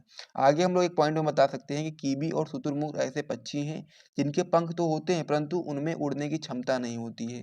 तो ये पॉइंट आपको यहाँ पर समझ लेना है। उसके बाद फिर आपका जो चौथा आपका जो हो जाता है अवशेषीय अंग, वो आपका हो जाता है कर्ण पल्लव पेशियां। ये भी आपका महत्वपूर्ण पॉइंट होता है। तो इसमें आप लोग बताएंगे कि मनुष्य में अक्रिय तथा अवशेषी होती है, यानी कि जो आपका कर्ण पल्लव पेशियां होती हैं जो कि आपके कान में पाई जाती हैं, वो आपके मनुष्य में अक्रिय तथा अवशेषी होती हैं। तो इस प्रकार से आपके यह क्वेश्चन जो था पूरी तरह से कंप्लीट हो चुका है। यहाँ से आप लोग देख सकते हैं। तो यहाँ से हम लोग से क्वेश्चन पूछा गया था कि अवशेषीय अंग क्या है, मनुष्य के 4 अवशेषीय अंगों का उल्लेख कीजिए, ये किस प्रकार जैव विकास को प्रमाणित करता है। तो हम लोगों ने सबसे पहले अवशेषीय अंग की परिभाषा के बारे में बताया और उसके बाद में फिर हम लोगों ने बताया कि आपका जैव विकास को प्रमाणित करता है। और उसके बाद फिर हम लोगों ने बताया कि जो आपके अवशेषीय अंग थे, मनुष्य के 4 अवशेषीय अंग, जिनमें आपका पहला था कृमिरूप परिशेषिका, इसकी परिभाषा को मैंने आपको समझा दिया। दूसरा था इसमें आपका निमेषक पटल, इसे भी मैंने आपको समझा दिया। तीसरा था आपका अक्लदांत, इसे भी मैंने आपको समझा दिया, इसे भी आप लोग अपनी कॉपी में नोट कर लो। और लास्ट वाला जो आपका था वो आपका था कर्ण पल्लव पेशियां, तो इसे भी मैंने आपको बता दिया है। तो ये चारों पॉइंट आप लोग अपनी कॉपी में नोट कर लो और उसी के साथ ही आपका जो क्वेश्चन होगा पूरी तरह कंप्लीट हो जाएगा। मल के विभिन्न चरण लिखिए। तो हम लोग को वाहित मल के बारे में संपूर्ण जानकारी देनी है। इस क्वेश्चन में वेरी इंपॉर्टेंट क्वेश्चन है, एनसीईआरटी का क्वेश्चन भी है और साथ में 2010 में, 13 में, 20 में, 23 में 3-4 बार 5 बार पूछा भी गया। तो इसीलिए ये क्वेश्चन आपकी बोर्ड परीक्षा के लिए बहुत ही ज़्यादा महत्वपूर्ण है और ये क्वेश्चन 2024 की बोर्ड परीक्षा में पक्का आएगा। ये आप लोग लिख करके ले लो, क्योंकि ये क्वेश्चन अगर आपसे दीर्घ में नहीं भी आएगा तब भी आपका अति लघु या लघु में तो जरूर आएगा। ये मैं गारंटी के साथ कह सकता हूँ, क्योंकि क्वेश्चन मुझे लग रहा है कि 2024 की बोर्ड परीक्षा में अवश्य आएगा। तो इसीलिए आप लोग इस वीडियो को ध्यान से देखो और इसका जो पूरा आंसर है आप लोग समझ लो। तो आप लोग अगर क्वेश्चन आ जाएगा तो आप लोग कर पाओगे, कि ये क्वेश्चन की आने की बहुत ज़्यादा संभावना है इस बार। तो इसीलिए आपको इसको अच्छे तरीके से समझना पड़ेगा। तो चलिए हम लोग इसके उत्तर को देख लेते हैं कि आखिर वाहित मल आखिर क्या होता है और वाहित मल को हम लोग किस प्रकार से साफ करते हैं, उसके लिए कौन कौन से चरण अपनाते हैं उसको हम लोग समझेंगे। तो सबसे पहले आप लोग इसमें बताएंगे कि बड़े बड़े शहरों व कस्बों में घरों से निकला मनुष्यों का मल व नालियों में बहता गंदा पानी ही आपका वाहित मल कहलाता है। यानी कि जो बड़े बड़े शहर होते हैं वहाँ पर जो मनुष्यों का जो निकला उनका जो मल होता है, यानी कि जो नालियों के द्वारा पानी में जाकर के मिल जाता है, वही आपका वाहित मल कहलाता है। और इस वाहित मल को सीधे किसी नदी या झरने में यदि हम लोग डाल देते हैं तो वो हमारे लिए बहुत ही ज़्यादा हानिकारक हो जाता है, क्योंकि इस वाहित मल में आपके अनेकों रोगाणु होते हैं जो अनेकों प्रकार की बीमारियों को जन्म देते हैं। इसीलिए आपको इस प्रकार से समझ लेना है, क्योंकि हम लोग इसको जो वाहित मल होता है इसको हम लोग सीधे अगर पानी में डालेंगे तो इसलिए हमारे लिए बहुत ही हानिकारक होगा, क्योंकि इसमें बहुत सारे रोगाणु होते हैं और वाहित मल जो होता है वो जलाशयों को प्रदूषित कर देता है। तो इसीलिए वाहित मल जलाशयों को प्रदूषित ना करे, तो उसी को ध्यान में रखते हुए भारत सरकार के द्वारा बहुत सारे शहरों में, जो बहुत सारे शहर हैं, शहरों के अंतर्गत अनेकों ऐसे संयंत्र लगाए जाते हैं जो वाहित मल को साफ करने का कार्य करते हैं। उसके बाद में फिर जब वो साफ हो जाता है फिर उसको किसी भी नदी में या फिर किसी भी जलाशय में छोड़ा जा सकता है, जो कि सही होता है। ठीक है, अगर आप लोग डायरेक्ट छोड़ दोगे बिना साफ किए हुए तो वो आपके लिए बहुत ही ज़्यादा हानिकारक सिद्ध हो जाएगा। तो इसीलिए शहरों में प्रवाहित वाहित मल को उपचारित करने के लिए बड़े बड़े वाहित मल संयंत्र लगाए गए हैं सरकार के द्वारा, जो पानी को प्रदूषण मुक्त करने में काम आते हैं, जो कि पानी को प्रदूषित होने से बचाते हैं। हम कह सकते हैं जो प्रदूषण वाला जो पानी है उसको साफ करने के लिए काम आते हैं ये आपके वाहित मल संयंत्र। तो इस प्रकार से ये चीज़ आप लोग समझ गए होंगे कि वाहित मल आखिर क्या होता है। उसके बाद में फिर हम लोग वाहित मल उपचार के बारे में समझेंगे, और वाहित मल जो उपचार होता है आपका 2 चरणों में होता है। तो दोनों चरण आपके लिए बहुत ही महत्वपूर्ण है, क्योंकि यदि क्वेश्चन ये आपसे अति लघु या फिर लघु में पूछा जाएगा तो आप लोगों से पूछा जा सकता है कि वाहित मल का जो प्रथम उपचार है उससे बताइए, या फिर पूछ लेगा कि वाहित मल के जो आपका द्वितीय उपचार है उससे बताइए, या फिर दोनों पूछ लेगा। तो इस प्रकार से ये क्वेश्चन महत्वपूर्ण है, अति लघु, लघु तथा दीर्घ सब में पूछा जा सकता है। तो इसीलिए अब हम लोग आगे समझेंगे कि वाहित मल उपचार के लिए 2 चरण कौन से हैं और उसमें क्या-क्या चीज़ें होती हैं जिससे आपका जो वाहित मल होता है वो स्वच्छ हो पाता है। तो इसे आप लोग अपनी कॉपी में नोट कर लीजिए इतना, फिर हम लोग अगले पेज पे बढ़ेंगे और वाहित मल के जो 2 उपचार होते हैं उसमें दोनों उपचार को समझेंगे, जिसमें आपका पहला उपचार होता है प्राथमिक उपचार और दूसरा आपका द्वितीयक उपचार होता है। तो प्राथमिक उपचार, द्वितीयक उपचार में क्या होता है ये हम लोग अब उसको समझ लेते हैं। तो ये आपका हो जाता है सबसे पहले प्राथमिक उपचार। तो प्राथमिक उपचार में क्या होता है ये देखते हैं। तो इसमें आप लोग बताएंगे कि इसमें वाहित मल को भौतिक रूप से उपचारित किया जाता है। इसमें क्या करते हैं हम लोग, वाहित मल को भौतिक रूप से उपचारित करते हैं। इसमें हम लोग निस्यंदन व अवसादन विधि का उपयोग कर बड़े छोटे ठोस कणों को अलग किया जाता है। यानी कि जो आपका वाहित मल होता है उसमें जो ठोस कण होते हैं, बड़े होते हैं, छोटे होते हैं, उनको अलग करने के लिए हम लोग प्राथमिक उपचार में इसको अलग करते हैं। इन्हें भिन्न भिन्न चरणों में अलग किया जाता है। आगे आप लोग बताएंगे कि आरंभ में जो तैरते हुए कूड़े करकट को हम लोग अनुक्रमिक निस्यंदन द्वारा हटा दिया जाता है। इसके बाद में फिर जो आपका उसमें बचे हुए छोटे छोटे जो पत्थर होते हैं, मिट्टी कण होते हैं, जिसे हम लोग ग्रिड बोलते हैं, को अवसादन द्वारा निष्कासित करते हैं। यानी कि सबसे पहले हम लोग क्या करते हैं, वाहित मल को लेते हैं और उसमें जो आपके तैरते हुए कूड़े करकट हैं उसको हम लोग अनुक्रमिक निस्यंदन द्वारा हटा देते हैं। उसके बाद फिर उसमें जो आपके छोटे छोटे जो पत्थर या मिट्टी कण रह जाते हैं उसको हम लोग अवसादन विधि द्वारा निष्कासित किया कर देते हैं। फिर आगे आप लोग बताएंगे कि सभी ठोस जो नीचे बैठ जाते हैं वो आपके प्राइमरी स्लज बनाते हैं। यानी कि जो ठोस नीचे बैठ जाते हैं, जो नहीं निकल पाते हैं, वो आपके प्राइमरी स्लज बनाते हैं। और तैरता प्राथमिक बहिस्राव जो आपका होता है बहिस्राव कहलाता है। यानी कि जो आपका तैरता है उसे हम लोग बहिस्राव बोलते हैं। अब प्राइमरी इफिएंट को हम लोग क्या करते हैं, प्राथमिक सेटलिंग टैंक से द्वितीयक उपचार के लिए ले जाया जाता है। यानी कि यहाँ तक आपका क्या था, प्राथमिक उपचार। और प्राथमिक उपचार में हम लोग क्या करते हैं, इसमें हम लोग जो आपका जो भौतिक रूप से हम लोग उपचारित करते हैं वाहित मल को, और इसमें जो आपके छोटे बड़े जो कण होते हैं, पत्थर होते हैं, उनको हम लोग निकालने का कार्य करते हैं। कूड़ा करकट जो होता है उसको हम लोग इसमें निकाल देते हैं। फिर हम लोग द्वितीयक उपचार की ओर इसको लेकर जाते हैं। तो द्वितीयक उपचार में आप लोग इसमें बताएंगे कि इसमें बहिस्राव को वायवीय टैंकों से ले जाया जाता है और इसे किसी यंत्र द्वारा हिलाया जाता है। अब हम लोग क्या करते हैं, जो बहिस्राव होता है उसको हम लोग वायवीय टैंक से लेकर के जाते हैं और इसे हम लोग किसी यंत्र द्वारा हिलाते हैं। इससे क्या होता है, इससे जो आपका बहिस्राव में पाए जाने वाले जो आपके कार्बनिक पदार्थ होते हैं उसको वायवीय जीवाणु जो होते हैं वो अपघटित कर देते हैं। और जब वो अपघटित कर देते हैं तो जिससे जीवाणु की जो संख्या होती है वो तेजी से वृद्धि हो जाती है और ये आपके एक झुंड बना लेते हैं। यानी क्या करते हैं, सबसे पहले ये बहिस्राव को हम लोग क्या करते हैं, किसी एक यंत्र द्वारा हिलाते हैं। तो यंत्र द्वारा जब हिलाते हैं तो उसमें जो आपके कार्बनिक पदार्थ होते हैं बहिस्राव में, उसको जो वायवीय जीवाणु होते हैं वो अपघटित कर देते हैं, जिसकी उनकी संख्या में बहुत ज़्यादा वृद्धि हो जाती है और ये एक आपके झुंड बना लेते हैं, जिसे हम लोग उड़क बोलते हैं और इंग्लिश में हम लोग बोलते हैं फ्लॉक्स। यानी कि उड़क या फिर फ्लॉक्स हम लोग इंग्लिश में बोलते हैं। ये चीज़ आपको यहाँ पर समझ लेना, जो झुंड बनाते हैं उसको हम लोग क्या बोलते हैं, उड़क या फिर फ्लॉक। आगे आप लोग बताएंगे कि कवक के तंतु जीवाणु के साथ मिलकर ऊर्जा निर्मित करते हैं। यानी कि जो कवक के तंतु होते हैं वो जीवाणु के साथ मिलकर के ऊर्जा निर्मित करते हैं और इस प्रकार कार्बनिक को एक जीवाणु तेजी से कम करते हैं। इसके कारण जो बहिस्राव होता है, बहिस्राव की जो बीओडी होती है वो घटने लगती है। अब ये बीओडी क्या होता है उसे भी समझ लीजिए। यदि मान लीजिए वाहित मल जो है, जो पानी जो है, उसका अगर बीओडी ज़्यादा है तो समझ लीजिए वो ज़्यादा प्रदूषित है और यदि उसकी बीओडी कम है तो समझ लीजिए कि वो कम प्रदूषित है। तो इसका कारण यही है कि जब ये क्या करते हैं, तेजी से जब अपघटन कर देते हैं ये जीवाणु, तो फिर जो बहिस्राव होता है उसका जो बीओडी हो जाता है वो कम हो जाता है। यानी कि उसका जो प्रदूषण होता है वो कम हो जाता है। वही चीज़ अब आप लोग आगे बताओगे कि जब बहिस्राव का बीओडी कम हो जाता है तो बहिस्राव को हम लोग निषादन टैंक में भेज देते हैं और इस अवसाद को ही हम लोग सक्रिय अपंक बोलते हैं।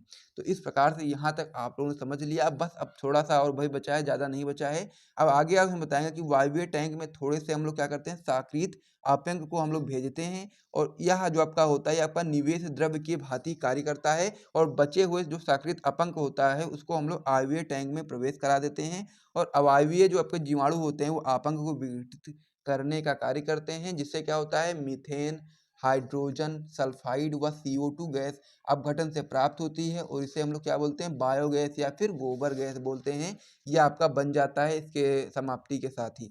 आगे हम बताएंगे कि इस गैस का उपयोग रोशनी करने व खाना बनाने के लिए किया जाता है। यानी कि जो आपका कह सकते हैं बायोगैस होती है, गोबर गैस होती है, ये आपका बन जाता है जब हम लोग द्वितीयक उपचार करते हैं। और जब लास्ट आता है तो उसमें क्या होता है, methane, hydrogen sulphide, CO2 gas अपघटन से प्राप्त होती है और इसे हम लोग बायोगैस बोलते हैं। और बायोगैस का बहुत ही ज़्यादा उपयोग है मानव जीवन में। तो उसमें आप लोग बता सकते हैं कि इस गैस का उपयोग हम लोग रोशनी करने के लिए करते हैं, खाना बनाने के लिए भी किया जाता है। और इस प्रकार उपचारित पानी में जो आपका प्रदूषकों की जो बहुत कम मात्रा पाई जाती है, और यानी कि जैसे हम लोग प्राथमिक और द्वितीयक उपचार जब कर देते हैं वाहित मल में, तो इस प्रकार से जब उपचारित पानी होता है तो उसमें जो प्रदूषक की जो मात्रा होती है वो बहुत ही कम पाई जाती है, यानी पाई तब भी जाती है लेकिन बहुत ही कम पाई जाती है, जिसे अब हम लोग किसी भी नदियों झरनों में डाल सकते हैं। ठीक है, तो अब क्या होता है, हम लोग जब दोनों प्रकार से उपचारित कर लेते हैं वाहित मल को, फिर हम लोग जब नदी में डालते हैं तो वो हम लोग के लिए नुकसानदायक बहुत कम होता है। और अगर आप लोग डायरेक्ट नदी में डाल दोगे वाहित मल को तो फिर आप लोगों के लिए बहुत ही ज़्यादा नुकसानदायक है, और साथ ही में जो भी वहाँ पर जीव जंतु होते हैं उनके लिए भी बहुत ज़्यादा कह सकते हैं कि हानिकारक है, उनके भी जान का खतरा रहता है। इस प्रकार से आप लोग समझ गए होंगे। तो इस प्रकार से आपका जो क्वेश्चन था कि वाहित मल के विभिन्न चरण लिखिए, मैंने आपको दोनों चरणों को समझा दिया है। वो आपका होने वाला कि पारिस्थितिक पिरामिड क्या है, जीव संख्या, जैव ऊर्जा तथा जीव भार के पिरामिड को समझाइए। वेरी इंपॉर्टेंट क्वेश्चन है 2005 में, 6 में, 7 में, 9 में, 14 में, 19 में, यानी कि 6 बार आपकी बोर्ड परीक्षा में क्वेश्चन आया हुआ है। तो ये बहुत ही ज़्यादा महत्वपूर्ण क्वेश्चन है, आपको पता होना चाहिए कि पारिस्थितिक पिरामिड क्या है, जीव संख्या, जैव ऊर्जा तथा जीव भार की पिरामिड को हम लोग को समझाना भी है। तो इसको हम लोग अच्छे तरीके से समझेंगे, तो इसीलिए आप लोग वीडियो को जल्दी से लाइक कर दो। फिर हम लोग इसका उत्तर देखना स्टार्ट कर देते हैं। और साथ ही में यदि आपको वीडियो पसंद आएगी तो चैनल को सब्सक्राइब और साथ में वीडियो को शेयर भी कर दीजिएगा। तो चलिए देखना शुरू करते हैं कि पारिस्थितिक पिरामिड आखिर क्या होता है। तो सबसे पहले आप लोग हेडिंग लगाओगे पारिस्थितिक पिरामिड, फिर लिखना स्टार्ट करोगे कि एक पारितंत्र में विभिन्न जीवों के उनकी संख्या, जीव भार तथा संचित ऊर्जा के आधार पर आलेखी रूप में प्रदर्शित चित्रों को हम लोग क्या बोलते हैं, पारिस्थितिक पिरामिड बोलते हैं। एक बार फिर से रिपीट करता हूँ, आप लोग अपनी कॉपी में नोट कर लीजिएगा। आपका जो क्वेश्चन होता है कि पारिस्थितिक पिरामिड क्या होता है, यह आपका 1-2 नंबर में पूछा जा सकता है। तो इसमें आप लोग बताएंगे कि एक पारतंत्र में विभिन्न जीवों के उनकी संख्या, जीव भार तथा संचित ऊर्जा के आधार पर आलेखी रूप में प्रदर्शित चित्रों को हम लोग क्या बोलते हैं, पारिस्थितिक पिरामिड बोलते हैं। अब इसमें हम लोग को क्या बताना था, ये आपका जो पहला क्वेश्चन इसमें पूछा गया था कि पारिस्थितिक पिरामिड क्या है, तो उससे आप लोगों ने समझ लिया है यहाँ पर, यहाँ तक। फिर अब हमको यहाँ पर समझना है जीव संख्या का पिरामिड, जैव ऊर्जा का पिरामिड, जीव भार का पिरामिड क्या होता है, उसको हम लोग को अब समझना है। तो सबसे पहले हम इसमें समझने वाले हैं जीव संख्या का पिरामिड। तो इसमें आप लोग बताओगे कि उत्पादक एवं प्रथम, द्वितीय व तृतीय श्रेणी के उपभोक्ताओं की संख्या का जो संबंध होता है, संबंध दिखलाने वाला आलेख आपका जीव संख्या का पिरामिड कहलाता है। ये चीज आपको यहाँ पर समझना है कि उत्पादक एवं प्रथम एवं द्वितीय व तृतीय श्रेणी के जो उपभोक्ताएं होते हैं उनकी संख्या का संबंध दिखलाने वाला जो आलेख होता है वो आपका जीव संख्या का पिरामिड कहलाता है। तो इसमें आप लोग सबसे पहले बताएंगे कि घास के एक मैदान, वन पारितंत्र और फसल के पारितंत्र में जो संख्या का पिरामिड होता है वह सदैव सीधा होता है। ये चीज आपको यहाँ पर याद रखना है कि घास के एक मैदान, वन पाइतंत्र और फसल के पाइतंत्र में जो संख्या का पिरामिड होता है वो कैसा होता है, तो आप बता सकते हैं कि बिल्कुल सीधा होता है, वह हमेशा सीधा होता है। तो इसमें आप बताएंगे कि जो घास होता है, घास के ऊपर निर्भर करता है आपका टिड्डा, टिड्डा के ऊपर आपका एक मेढक निर्भर करता है, और मेढक के ऊपर सांप, और सांप के ऊपर बाज। तो इस प्रकार से ये आपका एक पिरामिड दर्शाया गया है, इसे आप अपनी कॉपी में नोट कर सकते हो, बना करके देख सकते हो। ये आपका होता है जीव संख्या का पिरामिड, जिसमें इस प्रकार से जो जीव होते हैं एक दूसरे के ऊपर निर्भर करते हैं। तो अब इसमें जो आपका दूसरा हो जाता है, आपको हो जाता है कि एक किसी वृक्ष के जो पारितंत्र का पिरामिड होता है वो सदैव कैसा होता है, वो उल्टा होता है। ये चीज आपको यहाँ पे याद रखना है कि किसी वृक्ष के पाइथन का पिरामिड सदैव उल्टा होता है। और वहीं पर जब आपसे पूछ ले कि घास के एक मैदान का पिरामिड कैसा होता है, तो आप बता सकते हैं कि पिरामिड सदैव सीधा होता है। तो वृक्ष के पाइथन का जो पिरामिड होता है इस प्रकार से होता है, पेड़, पेड़ फिर पक्षी, फिर उसका परजीव। तो इस प्रकार से होता है, यानी कि परजीव जो होता है वो पक्षियों को खाता है, और जो पक्षियां होती हैं वो पेड़ के जो पत्ते होते हैं उनको खाती हैं। तो इस प्रकार से आपका ये हो जाता है। तो यहाँ पर हम लोगों ने जीव संख्या का जो पिरामिड था इस प्रकार से देख लिया है। तो इसे आप लोग अपनी कॉपी में नोट कर लीजिए, एक तो हमारा हो गया है।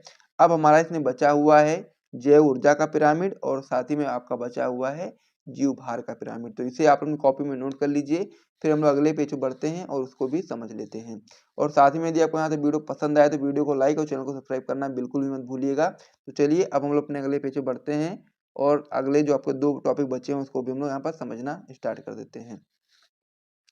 तो अब हमारा इसमें होने वाला है जीव भार का पिरामिड। तो जीव भार का पिरामिड क्या होता है उसको भी समझ लीजिए। तो इसमें आप लोग बताएंगे कि एक पारितंत्र में जीवित प्राणियों का जो प्रति इकाई क्षेत्रों में संपूर्ण शुष्क भार जो आपका होता है वही आपका जीव भार कहलाता है। ये चीज़ आपको यहाँ पे याद रखना है कि एक पारितंत्र में जीवित प्राणियों का प्रति इकाई क्षेत्रों में संपूर्ण शुष्कभार आपका जीव भार कहलाता है। इसमें आप लोग बता सकते हैं कि स्थलीय पारितंत्र में जो उत्पादक होते हैं उत्पादकों का जैव भार खाद्य श्रृंखला के प्रत्येक स्तर के उपभोक्ता से अधिक होता है। इसे इसमें जो आपका होता है वो सीधा पिरामिड बनता है। इसमें कैसा पिरामिड बनता है, तो आप बता सकते हैं कि स्थलीय पारितंत्र के लिए यानी कि जो आपका कह सकते हैं थल के लिए स्थल के लिए होता है, उसमें जो पाइतंत्र बनता है, पाइतंत्र का जो पिरामिड बनता है वो आपका सदैव सीधा बनता है। तो इस प्रकार से आपका होता है, पहले सबसे आपका होता है उत्पादक, उत्पादक के ऊपर आपका होता है प्राथमिक उपभोक्ता, फिर आपका होता है द्वितीयक उपभोक्ता, फिर आपका होता है तृतीयक उपभोक्ता। यानी कि जो उत्पादक होता है ये स्वयं से बन जाता है और फिर उसके ऊपर यानी कि उत्पादक के ऊपर प्राथमिक उपभोक्ता निर्भर करता है, फिर उसके ऊपर द्वितीयक उपभोक्ता प्राथमिक उपभोक्ता के ऊपर निर्भर करता है, तृतीयक उपभोक्ता जो आपका होता है वो द्वितीयक उपभोक्ता के ऊपर निर्भर करता है। तो इस प्रकार से स्थलीय पारितंत्र का जो कह सकते हैं कि पिरामिड होता है, इस प्रकार से सीधा बनता है। इस प्रकार से आप लोग इसे नोट भी कर सकते हैं। आगे आप इसमें बता सकते हैं कि इसके विपरीत जलीय पारितंत्र में जो जीव भार का जो पिरामिड होता है वो उल्टा बनता है। यहाँ पर मैंने आपको क्या बताया, मैंने आपको बताया कि स्थलीय पारितंत्र में कह सकते हैं कि जो आपका पिरामिड था जीव भार का कैसा बनना था, सीधा बनना था। लेकिन जब हम लोग जलीय की बात करेंगे यानी कि जब जल की बात करेंगे तो जलीय पारितंत्र में जो जीव भार का पिरामिड होता है वो उल्टा बनता है। तो यहाँ पर इस प्रकार से आपका होता है तृतीय उपभोक्ता जो आपका होता है वो द्वितीय के ऊपर निर्भर करता है, द्वितीय वाला प्राथमिक पर, प्राथमिक वाला उत्पादक पर। इस प्रकार से आपका ये होता है। तो इस प्रकार से इसे भी नोट कर लीजिए। इस प्रकार से भी क्वेश्चन आ सकता है 1 नंबर के लिए कि आप बताओ कि जैसे कि स्थलीय पारितंत्र में जो आपका पिरामिड बनता है जीव भार का वो किस प्रकार से बनता है, सीधा बनता है या उल्टा बनता है, इस प्रकार से आपको बताना होगा। और ये क्वेश्चन आपका इस प्रकार से भी बन सकता है कि जलीय पारितंत्र में जीव भार का पिरामिड किस प्रकार से बनता है, उल्टा या सीधा। तो आप लोग बता सकते हैं इसमें उल्टा बनता है। फिर इसमें जो आपका लास्ट टॉपिक बचा हुआ था आपका था ऊर्जा का पिरामिड। तो ऊर्जा का पिरामिड आपको यहाँ पर याद रखना है कि जो ऊर्जा का पिरामिड होता है वह सदैव आपका सीधा रहता है। ये चीज़ आपको यहाँ पर याद रखना है। तो आप लोग सबसे पहले ऊर्जा के पिरामिड में बताओगे कि किसी भी पारितंत्र के उत्पादकों में अत्यधिक ऊर्जा मिलेगी और प्रथम श्रेणी के उपभोक्ता में उससे कम और सर्वश्रेष्ठ श्रेणी के उपभोक्ता में सबसे कम ऊर्जा मिलेगी। इस कारण जो आपका ऊर्जा का पिरामिड होता है वह सदैव कैसा रहता है, सीधा रहता है। ये चीज़ आपको यहाँ पर याद रखना है। जैसे कि मान लीजिए जो आपका उत्पादक है, ठीक है, तो उत्पादक में क्या होता है सबसे ज़्यादा ऊर्जा मिलती है और फिर जो आपका होता है प्राथमिक उपभोक्ता जो कि उत्पादक को खा लेता है तो उसमें क्या होता है इसमें यानी कि उत्पादक की अपेक्षा कम ऊर्जा रहती है। फिर द्वितीयक उपभोक्ता में प्राथमिक उपभोक्ता से कम ऊर्जा रहती है और जो आपका तृतीयक उपभोक्ता होता है उसमें इन तीनों में से सबसे कम ऊर्जा होती है। तो इसी प्रकार से आप बता सकते हैं कि जो ऊर्जा का पिरामिड होता है वो सदैव सीधा रहता है। तो इस प्रकार से जो आपका ये चीज़ था यानी कि ऊर्जा का पिरामिड इसे भी आप लोगों ने कंप्लीट कर लिया है। तो इस प्रकार से आपका ये पूरा क्वेश्चन था कि पारिस्थितिक पिरामिड क्या है, जीव संख्या, जैव ऊर्जा तथा जीव भार के पिरामिड को समझाइए। इसे आप लोगों ने बेहतर तरीके से समझ लिया होगा। पूरा चीजें मैंने आपको अच्छे से समझा दी हैं। तो ये जो क्वेश्चन आपका होने वाला कि जैव विविधता से आप क्या समझते हैं, इसके संरक्षण की विभिन्न विधियों पर विस्तार से वर्णन कीजिए। यानी कि जो जैव विविधता होती है उससे क्या हम लोग समझते हैं उसको हम लोग को बताना है और साथ ही में इसके संरक्षण की विभिन्न विधियों पर हम लोग को विस्तार से वर्णन करना है। वेरी इंपॉर्टेंट क्वेश्चन है, 2019 में, 20 में, 22 में, 23 में आया हुआ है। तो चलिए हम इसका उत्तर जान लेते हैं। सबसे पहला क्वेश्चन में आपका दिया गया कि जैव विविधता से आप क्या समझते हो। तो जैव विविधता का जो टॉपिक होता है आपका 1 नंबर, 2 नंबर और 3 नंबर भी आ सकता है और साथ ही में इसका संरक्षण की जो विधियां वो भी आपकी अलग से आ सकती हैं। तो जैव विविधता सबसे पहले हम समझते हैं कि जैव विविधता आखिर क्या होती है।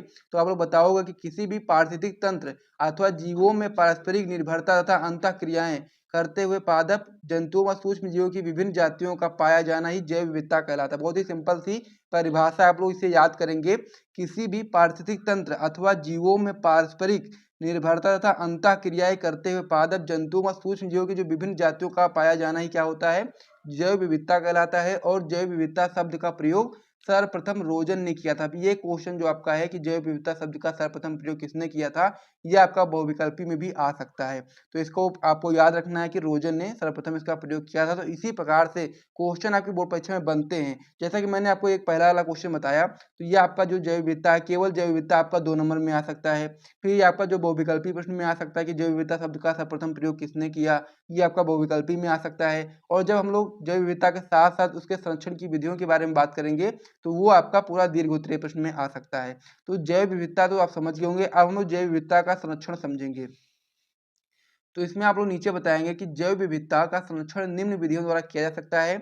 इसमें आपकी 2 विधियां होती हैं और दोनों विधियां बहुत ही ज़्यादा महत्वपूर्ण होती हैं और दोनों विधियों को आपको तैयार करना होता है, क्योंकि ये आपकी अलग-अलग करके भी पूछी जा सकती हैं। इसकी पूरी गारंटी, क्योंकि ये क्वेश्चन आपकी बोर्ड परीक्षा में कई बार आता है और अलग-अलग तरीकों से आता है। कभी-कभी जैव विविधता पूछेगा तो आपको ये चीज़ यहाँ लिख देना है। कभी पूछ लेगा कि जैव विविधता का संरक्षण की विधियों के नाम बताइए, तो विधियों के नाम भी आप बता सकते हो। यहाँ पर 2 विधियाँ हैं। पहला आपका है स्वस्थानिक संरक्षण, दूसरा आपका है बाह्य स्थानिक संरक्षण। इस प्रकार से 2 विधियाँ हो गई। कभी-कभी स्वस्थानिक संरक्षण की परिभाषा पूछ लेता है और उसका उदाहरण पूछ लेता है, और कभी-कभी बाह्य स्थानिक संरक्षण का परिभाषा और उसका उदाहरण पूछ लेता है। तो ये क्वेश्चन आपके लिए बहुत ही महत्वपूर्ण है। तो चलिए अब हम लोग जैव विविधता का संरक्षण की जो विधियाँ हैं उनके बारे में समझ लेते हैं। तो इसमें आपकी जो पहली विधि आपकी है स्वस्थानिक संरक्षण। तो इसमें आप लोग बताएंगे कि स्वस्थानिक संरक्षण में विभिन्न प्रजातियों के जीनों को प्राकृतिक अथवा मानव निर्मित पारिस्थितिक तंत्रों में संरक्षित किया जाता है। यानी कि जो स्वस्थानिक संरक्षण होता है, इसमें विभिन्न प्रजातियों के जो जीन होते हैं वो प्राकृतिक अथवा मानव निर्मित जो पारिस्थितिक तंत्र होते हैं उसमें संरक्षित किया जाता है। इन उद्देश्यों की पूर्ति हेतु भारत में बहुत सारी चीजें बनाई गई हैं। इसमें आप लोग पहले नंबर पर बता सकते हो राष्ट्रीय उद्यान हो गया, अभ्यारण्य हो गया था, जैव मंडल रिजर्व बनाए गए हैं। इन सारी चीजों को वहां पर कह सकते हैं कि संरक्षित करने के लिए। इस प्रकार से आप लोग पहली विधि समझ गए हैं जैव विविधता संरक्षण की। अब दूसरी विधि को आइए देख लेते हैं। तो पहली विधि थी आपकी स्वस्थानिक संरक्षण, दूसरी विधि आपकी है बाह्य स्थानिक संरक्षण। तो बाह्य स्थानिक संरक्षण क्या होता है इसको भी देख लीजिए। यहाँ पर बताओगे कि संकटग्रस्त जीवों को उनके प्राकृतिक आवासों से अलग अलग अलग करके विशेष स्थानों पर संरक्षित करना ही बाह्य स्थानिक संरक्षण कहलाता है। बहुत ही सिंपल सी परिभाषा है कि जो जीव आपके संकटग्रस्त होते हैं, यानी कि जिन पर संकट होता है, उनको कह सकते हैं मनुष्य द्वारा कभी कभी शिकार किया जाता है या फिर किन्हीं अन्य कारणों से वो विलुप्त होने की स्थिति में आ जाते हैं, तो उनको हम लोग क्या बोलते हैं, संकटग्रस्त। तो जो जीव संकटग्रस्त होते हैं उनको उनके प्राकृतिक आवासों से अलग कर लिया जाता है और साथ ही में किसी विशेष स्थान पर ला करके उनको संरक्षित कर दिया जाता है, और उसको ही हम लोग बोलते हैं बाह्य स्थानिक संरक्षण। एग्जाम्पल के रूप में आप लोग देख सकते हो कि चिड़ियाघर में अलग अलग प्रकार के जीव जंतु ला करके रखे जाते हैं, तो ये आप बोल सकते हो ये आपका बाह्य स्थानिक संरक्षण का एक उदाहरण है। तो ये आपका होगा चिड़ियाघर, आर्केड फार्म, सफारी पार्कों, जलशाला, वानस्पतिक उद्यान, बीज बैंक एवं जीन बैंक, ये सारे आपके हैं बाह्य स्थानीय संरक्षण के उदाहरण। आगे आप बता सकते हैं कि बाह्य स्थानीय संरक्षण के विभिन्न उपाय हैं जहां जीव जंतुओं को संरक्षित किया जाता है। तो इस प्रकार से बाह्य स्थानीय संरक्षण भी आप लोगों ने समझ लिया है। तो ये जो हमारा क्वेश्चन था कि जैव विविधता से आप क्या समझते हो, इसके संरक्षण की विभिन्न विधियों पर विस्तार से वर्णन कीजिए, बहुत ही महत्वपूर्ण था। और इसमें जितनी भी चीजें थी वो सारी चीजें मैंने आपको अच्छे तरीके से बता दी हैं, और ये क्वेश्चन आपकी बोर्ड परीक्षा में 1 नंबर, 2 नंबर, 3 नंबर और 5 नंबर में भी आ सकता है। तो इसीलिए आपको इसको अच्छे से तैयार करना है। और साथ में यदि आपको यहाँ से वीडियो पसंद आया है तो वीडियो को लाइक और चैनल को भी सब्सक्राइब कर दीजिएगा। फिर हम लोग वीडियो को समाप्त करेंगे, मिलेंगे नेक्स्ट वीडियो में, तब तक के लिए जय हिंद।